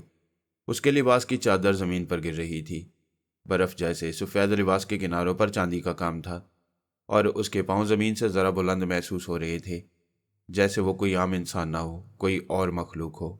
الیاس آنکھیں بند کیے ذکر میں مشغول تھا۔ حصار کی روشنی مدھم ہو چکی تھی جب اچانک اسے اس لڑکی نے پکارا، الیاس۔ وہ بولی، میں تمہاری مدد کے لیے آئی ہوں۔ تم سے چلے کے بارے میں بات کرنی ہے۔ تمہیں کچھ بتایا گیا تھا جو غلط تھا۔ الیاس کے دل میں ایک لمحے کے لیے شک ابھرا، مگر فوراً ذہن میں پروفیسر کی ہدایت یاد آئی کہ چلے کے دوران جو بھی حصار سے باہر نظر آئے وہ تمہاری آزمائش ہے۔ لڑکی حصار کے قریب آئی اور ہاتھ بڑھا کر کہا، بس 1 قدم باہر نکالو، سب ٹھیک ہو جائے گا۔ الیاس نے جواب نہ دیا، مگر جیسے اس نے پلکیں جھپکائیں منظر بدلا۔ لڑکی کا چہرہ بگڑنے لگا۔ آنکھیں نیلی کی بجائے خون سے سرخ ہو گئیں اور ہونٹوں سے کالا گاڑھا خون ٹپکنے لگا۔ اس کی آواز مکروہ ہنسی میں بدل گئی، ایک ایسی شیطانی ہنسی جو قبرستان کی خاموشی کو چیرتی ہوئی الیاس کے کانوں میں گونجنے لگی۔ اب وہ لڑکی نہیں، ایک بھیانک چڑیل بن چکی تھی جو اپنے نوکیلے ناخن حصار کے کنارے پر مارتے ہوئے چیخ رہی تھی، تو بچ کر نہیں جا سکتا الیاس، حصار کمزور ہو رہا ہے۔ یہ منظر الیاس کے اعصاب کو جھنجھوڑنے کے لیے کافی تھا، لیکن وہ مضبوط رہا۔ اس نے آنکھیں بند کی، زبان سے وظائف تیز کی اور دل میں صرف ایک بات دہراتا رہا، یہ فریب ہے، یہ فریب ہے۔ ساری رات یہی کیفیت رہی، کبھی سائے، کبھی چیخیں، کبھی خونی ہاتھ جو حصار کے کنارے سے اندر گھسنے کی کوشش کرتے، اور کبھی وہی چڑیل جو شکلیں بدل بدل کر الیاس کو ورگلانے آتی۔ الیاس کی آنکھوں میں نیند بھرنے لگتی، مگر وہ خود کو جھٹکے سے ہوش میں لاتا۔ کبھی زمین ہلنے لگتی، کبھی یوں لگتا جیسے کسی نے حصار کے باہر خون بہایا ہو۔ رات کا ہر لمحہ جیسے ایک نئی آزمائش تھی، کبھی ٹوٹتی سانسیں، کبھی ٹھنڈی سانسوں کا لمس، کبھی سرکٹوں کی سرگوشیاں جو حصار کے اندر گونجنے لگتی۔ الیاس کے جسم پر تھکن اب واضح تھی، مگر اس کا ذکر جاری رہا۔ آخر کار آسمان کے رنگ بدلنے لگے، مشرق کی طرف ہلکی سی روشنی پھوٹنے لگی، پرندوں کی آوازیں سنائی دینے لگیں، جیسے کائنات نے خود گواہی دی ہو کہ رات کا سحر ٹوٹ چکا ہے۔ اچانک حصار کے گرد پھیلی ہوئی تاریکی نے ایک آخری چیخ ماری، ایک دل دہلا دینے والی خوفناک چیخ اور پھر ہر شے خاموش ہو گئی۔ قبرستان پھر سے ویران تھا، مگر اب وہ سناٹا ایک جیت کی علامت تھا۔ الیاس نے آہستہ سے آنکھیں کھولی۔ اس کے چہرے پر تھکن تھی مگر آنکھوں میں روشنی۔ وہ چلہ مکمل کر چکا تھا۔ اب وہ صرف الیاس نہیں تھا بلکہ اس شخص کا وارث بن چکا تھا جس نے موت کے سائے میں بیٹھ کر خود کو روحانی مقام تک پہنچایا ہو۔ وہ حمزاد کو قابو میں لانے کے سفر میں سب سے مشکل مرحلہ سر کر چکا تھا۔ اب کسی بھی لمحے حمزاد حاضر ہونے ہی والا تھا۔ پھر الیاس کو محسوس ہوا جیسے کسی نے اس کے بالکل سامنے قدم رکھا ہو۔ اس نے آہستہ سے آنکھیں کھولیں اور وہ چونک گیا۔ اس کے بالکل سامنے ایک اور الیاس کھڑا تھا، بالکل اس کا ہم شکل، بالکل ویسے ہی چہرہ، ویسی ہی آنکھیں، ویسے ہی جسم، لیکن کچھ سنجیدہ اور کچھ غیر انسانی۔ گمبھیر خاموشی کو حمزاد کی آواز نے توڑا۔ آخر کار تو نے مجھے بلا ہی لیا۔ الیاس نے سنبھل کر بیٹھتے ہوئے جواب دیا، ہاں، تمہیں قابو میں لانے کے لیے میں نے سب کچھ داؤ پر لگایا۔ حمزاد ایک قدم آگے بڑھا، آنکھوں میں ایک چمک ابھری۔ تو پھر بتا کیا چاہتا ہے مجھ سے؟ الیاس نے مضبوط لہجے میں کہا، میں تمہیں 100 سال تک قابو میں رکھوں گا۔ تم میری خدمت کرو گے، میرے حکم کے بغیر ظاہر نہیں ہوگے، لیکن اگر مجھے محسوس ہوا کہ تمہاری ضرورت ختم ہو چکی ہے تو میں تمہیں آزاد کر دوں گا۔ حمزاد خاموشی سے الیاس کی آنکھوں میں دیکھتا رہا، پھر ہولے سے مسکرایا اور بولا، منظور ہے، لیکن یاد رکھ تو مجھے کبھی ناپاکی کی حالت میں نہیں پکارے گا۔ یہ کہتے اس نے اپنا ہاتھ آگے بڑھایا۔ الیاس نے ہاتھ ملایا اور معاہدہ مکمل ہو گیا۔ اگلے لمحے حمزاد دھند میں تحلیل ہو گیا اور الیاس نے گہری سانس لی، حصار سے باہر نکلا اور تھکے قدموں کے ساتھ گھر لوٹ آیا۔ جیسے ہی وہ بستر پر لیٹا، ساری تھکن، سارا ڈر اور ساری جد و جہد ایک لمحے میں نیند کی آغوش میں بہہ گئی۔ دھوپ تیز تھی مگر الیاس کے قدموں میں ہلکی سی تیزی تھی۔ وہ آج اپنی کامیابی کی سب سے اہم خبر لے کر جا رہا تھا، اور یہ خبر صرف ایک ہی شخص کو دینی تھی، اس کے استاد پروفیسر البانو کو۔ پروفیسر کا گھر شہر کی پرانی آبادی کی ایک پرسکون گلی میں واقع تھا، عام سا مگر صاف ستھرا۔ جیسے ہی الیاس گیٹ کے قریب پہنچا، وہاں سے گزرنے والی خوشبو کی لہر نے اسے بتا دیا کہ استاد موجود ہے۔ یہ وہی خاص خوشبو تھی جو پروفیسر ہمیشہ استعمال کرتے تھے۔ دروازہ کھلا تو سامنے پروفیسر نظر آئے۔ الیاس نے آگے بڑھ کر ادب سے سلام کیا اور جھک کر ان کے ہاتھ چومے۔ پروفیسر نے مسکرا کر اس کی پیشانی کو چھوا اور کہا، ماشاء اللہ الیاس، تمہارا چہرہ گواہی دے رہا ہے کہ تم سرخرو ہو گئے ہو۔ الیاس نے اپنی سانس روکتے ہوئے آہستگی سے کہا، جی استاد، میں حمزاد کو قابو میں کرنے میں کامیاب ہو گیا ہوں۔ معاہدہ ہو چکا ہے، وہ میرے حکم کے بغیر ظاہر نہیں ہو سکتا۔ پروفیسر نے کچھ دیر خاموشی اختیار کی، جیسے وہ دل سے اس لمحے کا شکر ادا کر رہے ہوں۔ پھر ان کی آنکھوں میں ایک خاص چمک آئی اور وہ بولے، مبارک ہو بیٹے، تم نے روحانی سفر کا سب سے مشکل مرحلہ طے کر لیا ہے، لیکن یاد رکھو حمزاد ایک طاقت ہے اور طاقت آزمائش بھی ہوتی ہے۔ وہ اٹھے اور الیاس کے کندھے پر ہاتھ رکھ کر نہایت نرمی سے بولے، اسے نیکی، حق، مظلوموں کی مدد اور بھلائی کے کاموں کے لیے استعمال کرنا۔ شیطان ہر طاقت کے پیچھے چھپا ہوتا ہے۔ اگر تم نے کبھی اسے غرور، انتقام یا دنیاوی فائدے کے لیے استعمال کیا تو یہ حمزاد تمہارا دشمن بن جائے گا۔ الیاس نے سر جھکا کر عہد کیا، میں وعدہ کرتا ہوں استاد، میری نیت پاک رہے گی، یہ طاقت صرف اللہ کی رضا کے لیے استعمال ہوگی۔ پروفیسر نے اس کی بات پر مسکراتے ہوئے سر ہلایا اور آسمان کی طرف دیکھتے ہوئے بولے، اللہ تمہیں ثابت قدم رکھے الیاس، اور تمہاری نیت کو ہر فتنے سے محفوظ رکھے، آمین۔ الیاس نے جیسے ہی حمزاد کے قابو میں آنے کی تفصیلات مکمل کی، پروفیسر البانو خاموش ہو گئے۔ کچھ لمحے گزرے، پھر وہ آہستہ سے بولے، ایک بات ہے جو میں نے اب تک تم سے نہیں کہی، اب وقت آ گیا ہے کہ تمہیں معلوم ہو جائے۔ الیاس چونکا، کیا بات ہے استاد؟ پروفیسر نے گہری سانس لی اور نظریں الیاس کی آنکھوں میں گاڑتے ہوئے بولے، جب تم نے چلنا شروع کیا تھا اس رات ایک خطرہ تمہارے بہت قریب آ گیا تھا۔ پولیس کا ایک انسپیکٹر جو تمہیں گرفتار کر کے لے گیا تھا، اگر وہ تمہیں آزاد نہ کرتا تو تمہارا سارا عمل باطل ہو جاتا۔ الیاس کی سانس رک سی گئی، لیکن وہ تو آپ کی آواز میں بولا تھا۔ پروفیسر نے مسکرا کر سر ہلایا، ہاں، میں نے اسے روکا تھا ٹیلی پیتھی کے ذریعے۔ اس کے ذہن میں یہ خیال بٹھایا تھا کہ تمہیں آزاد کرے اور اسے فوراً کسی اور سمت جانا چاہیے۔ یہ سب میں نے خاموشی سے دور بیٹھے محض تمہیں بچانے کے لیے کیا، ورنہ تمہاری ساری محنت ضائع ہو جاتی۔ الیاس کی آنکھوں میں عقیدت کے آنسو آ گئے۔ وہ جھک کر استاد کے ہاتھ چومتے ہوئے بولا، آپ نے تو میری جان بچائی استاد، اگر میں آزاد نہ ہوتا تو کبھی حمزاد کو قابو میں نہ لاتا۔ پروفیسر نے نرمی سے کہا، بس یہ بات کسی کو مت بتانا، بعض راز صرف مرشد اور مرید کے درمیان ہونے چاہیے، لیکن تمہیں یہ جان لینا ضروری تھا تاکہ تم کبھی خود کو تنہا نہ سمجھو۔ میں ہر لمحہ تمہارے ساتھ ہوں، چاہے نظر آؤں یا نہ آؤں، لیکن دعا اور طاقت سے تمہیں سہارا دینے والا ہوں۔ ابھی الیاس دل ہی دل میں پروفیسر کی عظمت پر شکر گزار ہو رہا تھا کہ پروفیسر البانو بولے، ایک اور بات ہے الیاس جو تمہیں جاننی چاہیے۔ الیاس نے تعجب سے سر اٹھایا۔ ابھی پچھلا راز ہی سنبھالنا نہ تھا کہ ایک اور؟ پروفیسر نے آسمان کی طرف ایک لمحے کو دیکھا جیسے ماضی میں جھانک رہی ہوں، پھر آہستگی سے کہا، وہ اجنبی جو تمہیں ویران پہاڑی پر ملا تھا، یاد ہے؟ جس نے کار میں تمہاری جان بچائی، وہ کوئی عام انسان نہیں تھا۔ الیاس کی آنکھیں حیرت سے پھیل گئیں۔ کون تھا وہ؟ پروفیسر نے مسکرا کر بہت ہلکی آواز میں راز افشا کیا، وہ میرا ہمزاد تھا جسے میں برسوں پہلے آزاد کر چکا ہوں۔ الیاس یہ سب سن کر سن ہو گیا، جیسے اس کی سانسیں لمحہ بھر کو رک گئی ہوں۔ آپ کا ہمزاد؟ لیکن وہ تو… پروفیسر نے نرمی سے بات مکمل کی۔ ہاں، میں نے اس پر بھی برسوں محنت کی، اس سے معاہدہ کیا اور پھر ایک دن اسے آزاد کر دیا، مگر چونکہ ہماری روحانی ڈوریں جڑی ہوئی تھیں، وہ مجھ سے الگ ہو کر بھی میرا دوست رہا۔ اب وہ جہاں چاہے جا سکتا ہے، جو چاہے کر سکتا ہے، لیکن جب میں دل میں اسے بلاتا ہوں وہ آ جاتا ہے، خاموشی سے میری مدد کرتا ہے۔ الیاس آہستہ سے بولا، یعنی آپ نے ہمزاد کو آزاد بھی کیا اور وہ پھر بھی وفادار رہا؟ پروفیسر مسکراتے ہوئے بولے، محبت اور اخلاص سے باندھی گئی روحیں آزادی کے بعد بھی ساتھ نہیں چھوڑتی، اور یہی روحانی سفر کا اصل راز ہے الیاس۔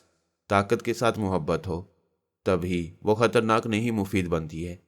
الیاس گمسم بیٹھا رہا۔ پروفیسر البانو کے ساتھ گفتگو اور چائے کے آخری گھونٹ کے بعد الیاس ادب سے رخصت ہو کر گھر واپس آیا۔ راستے بھر وہ پروفیسر کی باتوں اور ان رازوں میں کھویا رہا جو ایک ایک کر کے اس پر منکشف ہو رہے تھے۔ آج اسے یوں محسوس ہو رہا تھا جیسے وہ ایک نئی دنیا کے دروازے پر کھڑا ہے۔ گھر پہنچ کر وہ تھوڑی دیر کے لیے آرام سے لیٹ گیا، مگر اس کا دل بے چین تھا۔ آخر ہمزاد کی طاقت کیا ہے؟ وہ کیا کچھ کر سکتا ہے؟ کیا واقعی وہ وہی کچھ کر سکتا ہے جو میں چاہوں؟ یہ تمام سوالات مسلسل اس کے ذہن میں گردش کر رہے تھے۔ آخر کار تجسس جیت گیا۔ وہ اٹھا، کمرے میں بیٹھا، آنکھیں بند کی اور مختلف طریقے سے اپنے ہمزاد کو پکارا۔ ایک پل کی خاموشی کے بعد کمرے کی فضا بدلنے لگی۔ درجہ حرارت میں ہلکی سی ٹھنڈک، ہوا میں غیر مرئی جنبش، اور پھر وہی جانی پہچانی موجودگی۔ ہمزاد ظاہر ہو چکا تھا۔ وہ ہو بہو الیاس جیسا تھا، مگر آنکھوں میں پراسرار چمک۔ الیاس نے آہستہ سے کہا، کیا تم مجھے ابھی اسی لمحے کراچی کے ساحل سمندر پر لے جا سکتے ہو؟ ہمزاد نے کوئی جواب نہیں دیا، بس ہلکی سی مسکراہٹ اس کے چہرے پر آئی۔ اگلے ہی لمحے پلک جھپکنے سے پہلے الیاس نے اپنے پیروں کے نیچے ریت محسوس کی۔ وہ حیرت سے چاروں طرف دیکھنے لگا۔ سامنے بحر عرب کی موجیں، دور تک پھیلا ہوا نیلا آسمان اور ارد گرد کی خاموش فضا۔ وہ واقعی کراچی کے سمندر پر موجود تھا۔ وہ خود سے بڑبڑایا، یہ کیسے ممکن ہو سکتا ہے؟ ہمزاد خاموش کھڑا تھا جیسے اس کے لیے یہ سب معمولی ہو۔ چند لمحے ایک بار پھر ہوا میں ہلکی سی گردش ہوئی اور اگلے پل الیاس اپنے کمرے میں واپس تھا جیسے کچھ ہوا ہی نہ ہو، مگر اس کے جوتوں پر ریت موجود تھی اور اس کی سانسوں میں سمندر کی خوشبو۔ وہ کچھ لمحے ساکت رہا، حیرت زدہ، خوش اور بے یقین۔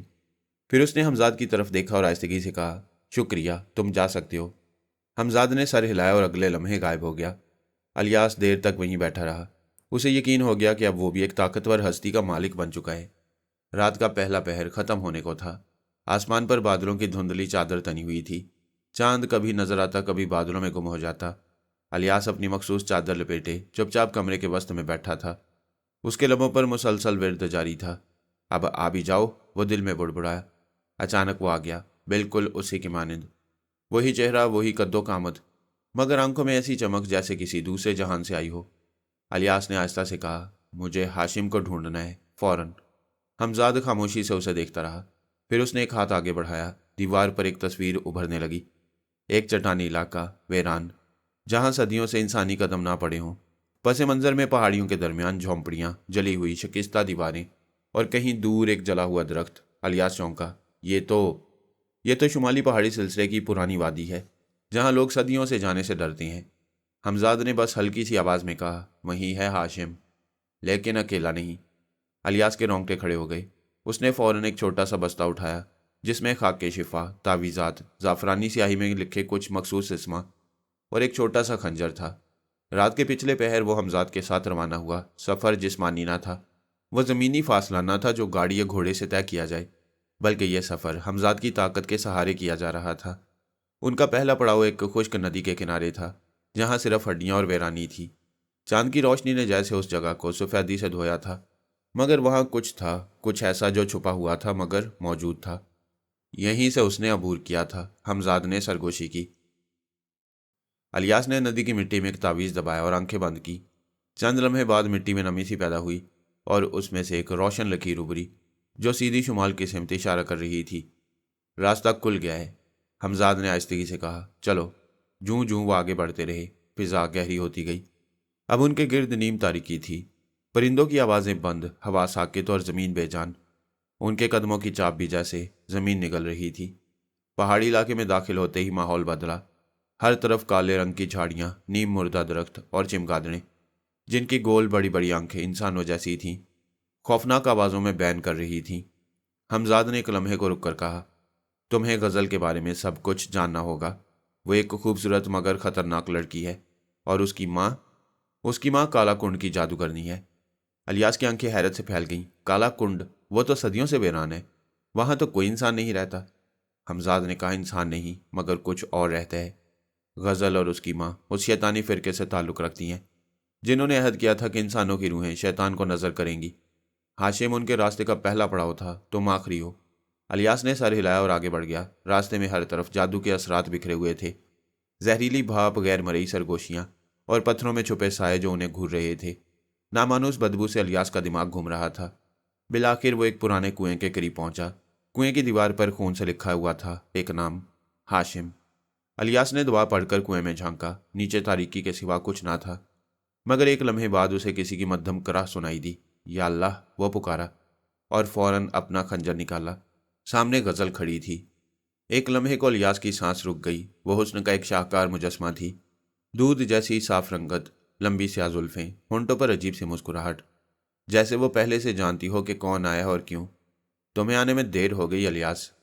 अलियास ने चौंक कर उसकी आंखों में देखा। वहां गहरा सब्ज रंग तैर रहा था, जैसे सांप की आंखें हों। गज़ल मुस्कुराई। उसकी मुस्कुराहट दिलकश भी थी और जहर आलूद भी। तुम्हें क्या लगता है मैं सिर्फ हुस्न हूँ? नहीं अलियास, मैं आग हूँ, और उस आग की बेटी जिसने चांदनी को भी जला दिया था। वो पीछे हटी और फिर पुकारा, माँ। पिछले कमरे से एक औरत बाहर आई, धान पान सी, झुर्रियों भरा चेहरा, मगर आंखों में दहकती आग। वो चलती नहीं थी, तैरती थी। ये है अलियास, हमजाद वाला। अलियास ने खंजर पर गिरफ्त मजबूत कर ली। हाँ, पहले मैं तुम्हारे चुंगल से बच गया था और अब मैं तुम्हारा खेल ख़त्म करने आया हूँ। बूढ़ी जादूगरनी हंसी। बच्चू, तुम्हें क्या लगता है हम इतने कमज़ोर हैं? अब तुम जिंदा वापस नहीं जाओगे। फिर वो बुड़बुड़ाई, किसी ऐसी जुबान में जो गैर इंसानी थी। कमरे की दीवारें कांपने लगी। गज़ल की आंखें स्याह हो गई और उसके हाथों से स्याह शोले निकलने लगे। अलियास ने हमजाद को आवाज़ दी, अब तुम्हारी बारी है। फिजा में धुआं सा छाया और अलियास का हमजाद ज़ाहिर हुआ। उसके इर्द गिर्द नूर का दायरा था। गज़ल और उसकी माँ चीखी, मगर हमजाद ने एक हाथ से पूरी फिजा को रोका। हमजाद की गरजदार आवाज़ गूंजी, वापस पलटो शैतानी नस्ल। एक झटके से गज़ल और उसकी माँ पीछे गिरे। अलियास ने देखा हमजाद के हाथों से बिजली की लहरें कौंध दी। एक धमाका सा हुआ और दोनों माँ बेटी ज़मीन में धंसने लगीं, चीखती, बिलबिलाती, और आखिरकार दोनों गायब हो गईं। हमजाद ने धीरे से कहा, अब वो ख़त्म हो चुकी हैं। तुम्हें हाशिम के बारे में मज़ीद जानना होगा। वो कहाँ है? शैतानी मंदिर में उसका फ़ैसला होगा। अलियास की आंखों में आग भड़क उठी। मुझे ले चलो वहाँ जहाँ ये खेल ख़त्म हो। हमजाद ने हाथ बुलंद किया और दीवार पर फिर एक नक्शा नमूदार हुआ। नक्शे में एक वीरान पहाड़ी, खुश्क दरख्तों से भरा जंगल और एक गहरी दरार के किनारे एक स्याह इमारत नमूदार हुई। अजीबोगरीब तर्ज तामीर, सतूनों पर अजीब जुबान में लिखाई, छत पर उल्टे सलीब और दरवाजे पर इंसानी खोपड़ियों का दरवाज़ा।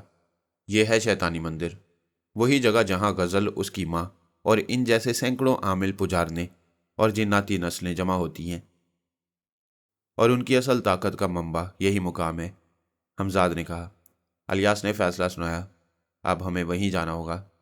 अलियास अपने हमजाद के हमरा उस शैतानी मंदिर की तरफ बढ़ रहा था जो वीरान पहाड़ी की चोटी पर वाक़ था। ये वही जगह थी जहाँ बरसों पहले एक बेगुनाह बाप की रूह को कैद कर लिया गया और एक बच्चे की पूरी जिंदगी इंतकाम की आग में झोंक दी गई। मंदिर के गिरदोनवा में फैले स्याह पत्थरों पर शैतानी निशानात कंदा थे। फिजा में अजीब सी बाज थी, जैसे खून और गोश्त सड़ने की मिली जुली बू। मंदिर के दरवाजे पर पहुंचते ही हमजाद ने कदम रोक लिया। अलियास ने सरगोशी की, यही जगह है? हमजाद ने इस बात में सर हिलाया। हाँ, यही वो मुकाम है जहाँ तेरे बाप की रूह हाशिम की कैद में चली गई।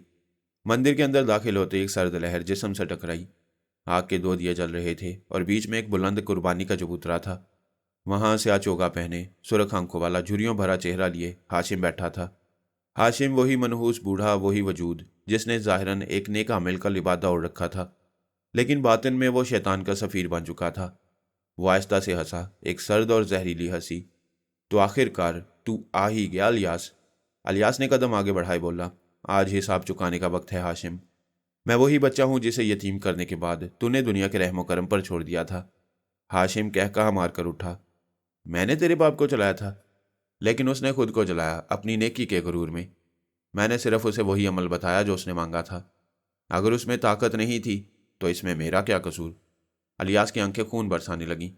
तूने जानबूझकर उसे बातिल अमल बताया था जिससे उसकी रूह कैद हो जाए और तू उसे शैतान के हाथ बेच सके।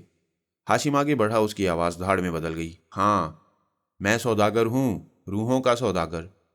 मैंने सैकड़ों आमिलों को धोखा दिया, उनसे गलत अमलियात करवा के उनकी रूहें कैद की और फिर शैतान को फरोख्त कर दी। यही मेरी ताकत है, यही मेरी सल्तनत। और मेरे बाप की रूह? अलियास चीख पड़ा। हाशिम ने चबूतरे के नीचे रखी एक स्याह शैतानी मूर्ति की तरफ इशारा किया। ये रही वो शैतानी मूर्ति जिसमें तुम्हारे बाप की चीखें कैद हैं। सुनना चाहेगा? फिर उसने मंत्र पढ़ा और जैसे ही मंत्र मुकम्मल हुआ, शैतानी मूर्ति से एक दर्दनाक करबनाक सिसकती हुई आवाज़ उभरी, अलियास बेटा, मुझे माफ़ कर देना। अलियास का दिल दहल गया, सीना भड़क उठा, मगर उसके बराबर में खड़ा हमजाद अब खामोश न रह सका। बस बहुत हो चुका, अब तू खत्म हुआ। हाशिम ने पलक झपकते में हाथ उठाया। एक सुरख शोला उसकी हथेली से निकला। नहीं, अभी तो कहानी शुरू हुई है। लेकिन हमजाद ने फौरन अपनी तवानाई से एक हिसार बांधा और शोला हवा में तहलील हो गया। तू समझता है मैं डर जाऊंगा? अलियास आगे बढ़ा। हाशिम अब पागलों की तरह हंस रहा था। उसके अतराफ की मूर्तियां हिलने लगीं, दीवारों पर से खून बहने लगा, जमीन हिलने लगी। ये मंदिर मेरी सल्तनत है अलियास, यहाँ शैतान की हुक्मरानी है। अलियास ने तलवार जैसा एक नौरानी चाकू निकाला जो उसे प्रोफेसर अल्बानो ने दिया था और बुलंद आवाज में कहा, तू शैतान की हुक्मरानी समझ बैठा है, लेकिन अब यहाँ अल्लाह का कानून नाफिज होगा। हाशिम ने एक स्याह धागा खोला और शैतानी मूर्ति को तोड़ने लगा। अगर मैं तुम्हारे बाप की रूह को कैद ना रख सका तो मैं उसे मुकम्मल नीस्त व नाबूद कर दूंगा। लेकिन हमजाद की आंखें लाल हो गईं। उसने हाथ बुलंद किया और शैतानी मूर्ति खुद ब खुद उड़कर अलियास के हाथ में आ गई। अब ये तेरे हाथ से निकल गया हाशिम। हाशिम धाड़ा मंतर पड़े, मगर हमजाद के हिसार में सब नाकाम हो गए। अब हाशिम के चेहरे पर खौफ था। अलियास ने शैतानी मूर्ति के सर में मौजूद ढक्कन को खोला। एक नूर सा निकला, आसमान तक बुलंद हुआ और फिर रोशनी बनकर गायब हो गया। अलियास के बाप की रूह आज़ाद हो गई थी। हाशिम घुटनों पर गिर गया। नहीं नहीं, ये कैसे मुमकिन है? अलियास उसे देख रहा था। एक ऐसा इंसान जो कभी नेकी का लिबादा ओढ़ता था, आज अपनी बदी के बोझ तले दब चुका था। अब तेरे जैसे लोगों का ठिकाना जहन्नुम का धाना है, अलियास ने कहा। मंदिर के अंदर खामोशी छा चुकी थी। हाशिम अब जमीन पर झुका हुआ हाँप रहा था। फिर अचानक उसके चेहरे पर भयानक मुस्कुराहट उभरी। समझा था बस इतने में बात खत्म हो जाएगी। उसकी आवाज़ जहर से लबरेज थी। वो उठा और अब उसकी आंखें मुकम्मल सुरख हो चुकी थीं। मुंह से कुछ पुरस्रार अल्फाज निकले। अचानक जमीन लरजने लगी। मंदिर की दीवारों में दरारें पड़ने लगीं। पत्थरों से स्याह खून रिसने लगा। हमजाद ने फौरन अलियास के गिर्द हिसार बांध दिया। होशियार रहना, अब वो अपनी असल ताकत दिखाएगा। अगले ही लम्हे मंदिर की छत से हजारों सांप बरसना शुरू हो गए। स्याह, लिज लिजे, फन फैलाए, जहर आलूद। वो फर्श पर गिरते ही अलियास की तरफ लपकने लगे, लेकिन जैसे ही वो हिसार से टकराते चीख मारकर खाकस्तर हो जाते। हाशिम कहका लगा रहा था, देखा तुमने, मेरे हर मंतर में खून है, मेरे हर लफ्ज में लानत। अलियास ने एक लम्हे के लिए आंखें बंद की। सूरह यासीन की आयत जेरे लब पड़ी और हमजाद से कहा, क्या वक्त आ गया है? हमजाद ने कहा, अभी नहीं। वो मुकम्मल सामने आए। उसी लम्हे हाशिम ने दूसरा मंतर पढ़ा। अब फिजा से पत्थर बरसने लगे, तेज नोकीले सुरख पत्थर, जैसे जहन्नुम से टूट कर आ रहे हों। मंदिर के सतून टूटने लगे, हवा में चीखें गूंज रही थीं। कोई अनदेखी हस्ती कह कह मार रही थी। अलियास साकित खड़ा रहा हमजाद के हिसार में, लेकिन अंदर से उसका खून खौल रहा था। ये आम लड़ाई नहीं थी, ये नेकी और बदी का आखिरी मुकाबला था। फिर वो पल आया। हाशिम ने अपनी दोनों बाहें आसमान की तरफ उठाईं और बोला, अब जलाओ इसे, जलाकर राख कर दो। अगले ही लम्हे आसमान से आग की बारिश शुरू हो गई। नीली, लाल, सुनहरी शोले, ऐसे जैसे सितारे पिघलकर जमीन पर बरस रहे हों। पूरा मंदिर भट्टी बन गया, दीवारें पिघलने लगीं। हमजाद ने आंखें बंद की। उसके इर्द गिर्द एक नीला रोशनी का गोल दायरा फैल गया और अलियास उसके अंदर महफूज रहा। हाशिम गरजा, ये क्यों नहीं जलता? ये कैसे मुमकिन है? हमजाद ने नज़र उठाई। پہلی بار بولتے ہوئے اس کی آواز میں وہ گھن گرج تھی جو پہاڑوں کو چیر دے، کیونکہ یہ نور ہے اور تو فقط دھواں۔ اور پھر حمزاد کے ہاتھ اٹھے، فضا میں ایک نیلی چمک دوڑی اور آگ کی بارش رک گئی۔ سانپوں کے جسم سڑ گئے، پتھروں کی بارش بند ہوئی، مندر میں ایک سناٹا چھا گیا۔ ہاشم کے جسم سے دھواں نکلنے لگا، وہ تھر تھر کانپ رہا تھا۔ یہ کیا؟ یہ کیسے؟ وہ پیچھے ہٹنے لگا۔ حمزاد نے کہا، تو نے نیکیوں کو جلایا، لیکن آج نیکی تجھے جلا کر چھوڑے گی۔ الیاس نے قدم بڑھایا اور کہا، اب انصاف کا وقت ہے۔ ہاشم کی ٹانگیں لرزنے لگیں، اس کا جسم سیاہی میں بدلنے لگا، جسم کی کھال پگھل رہی تھی۔ حمزاد نے ہاتھ سے اشارہ کیا اور زمین سے 2 کالے سائے نکلے۔ وہ ہاشم کو جکڑ کر زمین سے باندھنے لگے۔ نہ تو مر سکے گا، نہ جی سکے گا، حمزاد کی آواز گونجی۔ الیاس نے شیطانی مورتی کو ہاشم کے سینے پر رکھا، وہی شیطانی مورتی جو اب روشنی سے جگمگا رہی تھی۔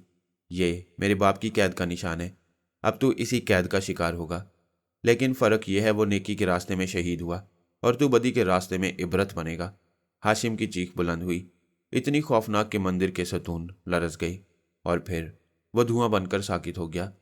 صرف ایک معذور بد شکل جھکی ہوئی بے جان لاش جیسا وجود باقی رہ گیا۔ الیاس نے ایک طویل سانس لی، اس کا برسوں کا انتقام انجام کو پہنچ چکا تھا۔ اس نے حمزاد کو حکم دیا کہ وہ واپس اسے گھر پہنچا دے۔ حمزاد الیاس کو گھر پہنچا کر غائب ہو گیا۔ الیاس اپنے بستر پر لیٹا خدا کا شکر ادا کرتا رہا اور اللہ سے دعا کرتا رہا کہ وہ اسے اتنی طاقت دے کہ مصیبت میں پھنسے لوگوں کی مدد کر سکے۔ پھر بے شک و شبہ وہ شیطانی جال میں پھنسے لوگوں کا مسیحا بن گیا۔ حمزاد کی مدد سے اس نے بہت سے لوگوں کو شیطانی چکروں سے آزاد کروایا۔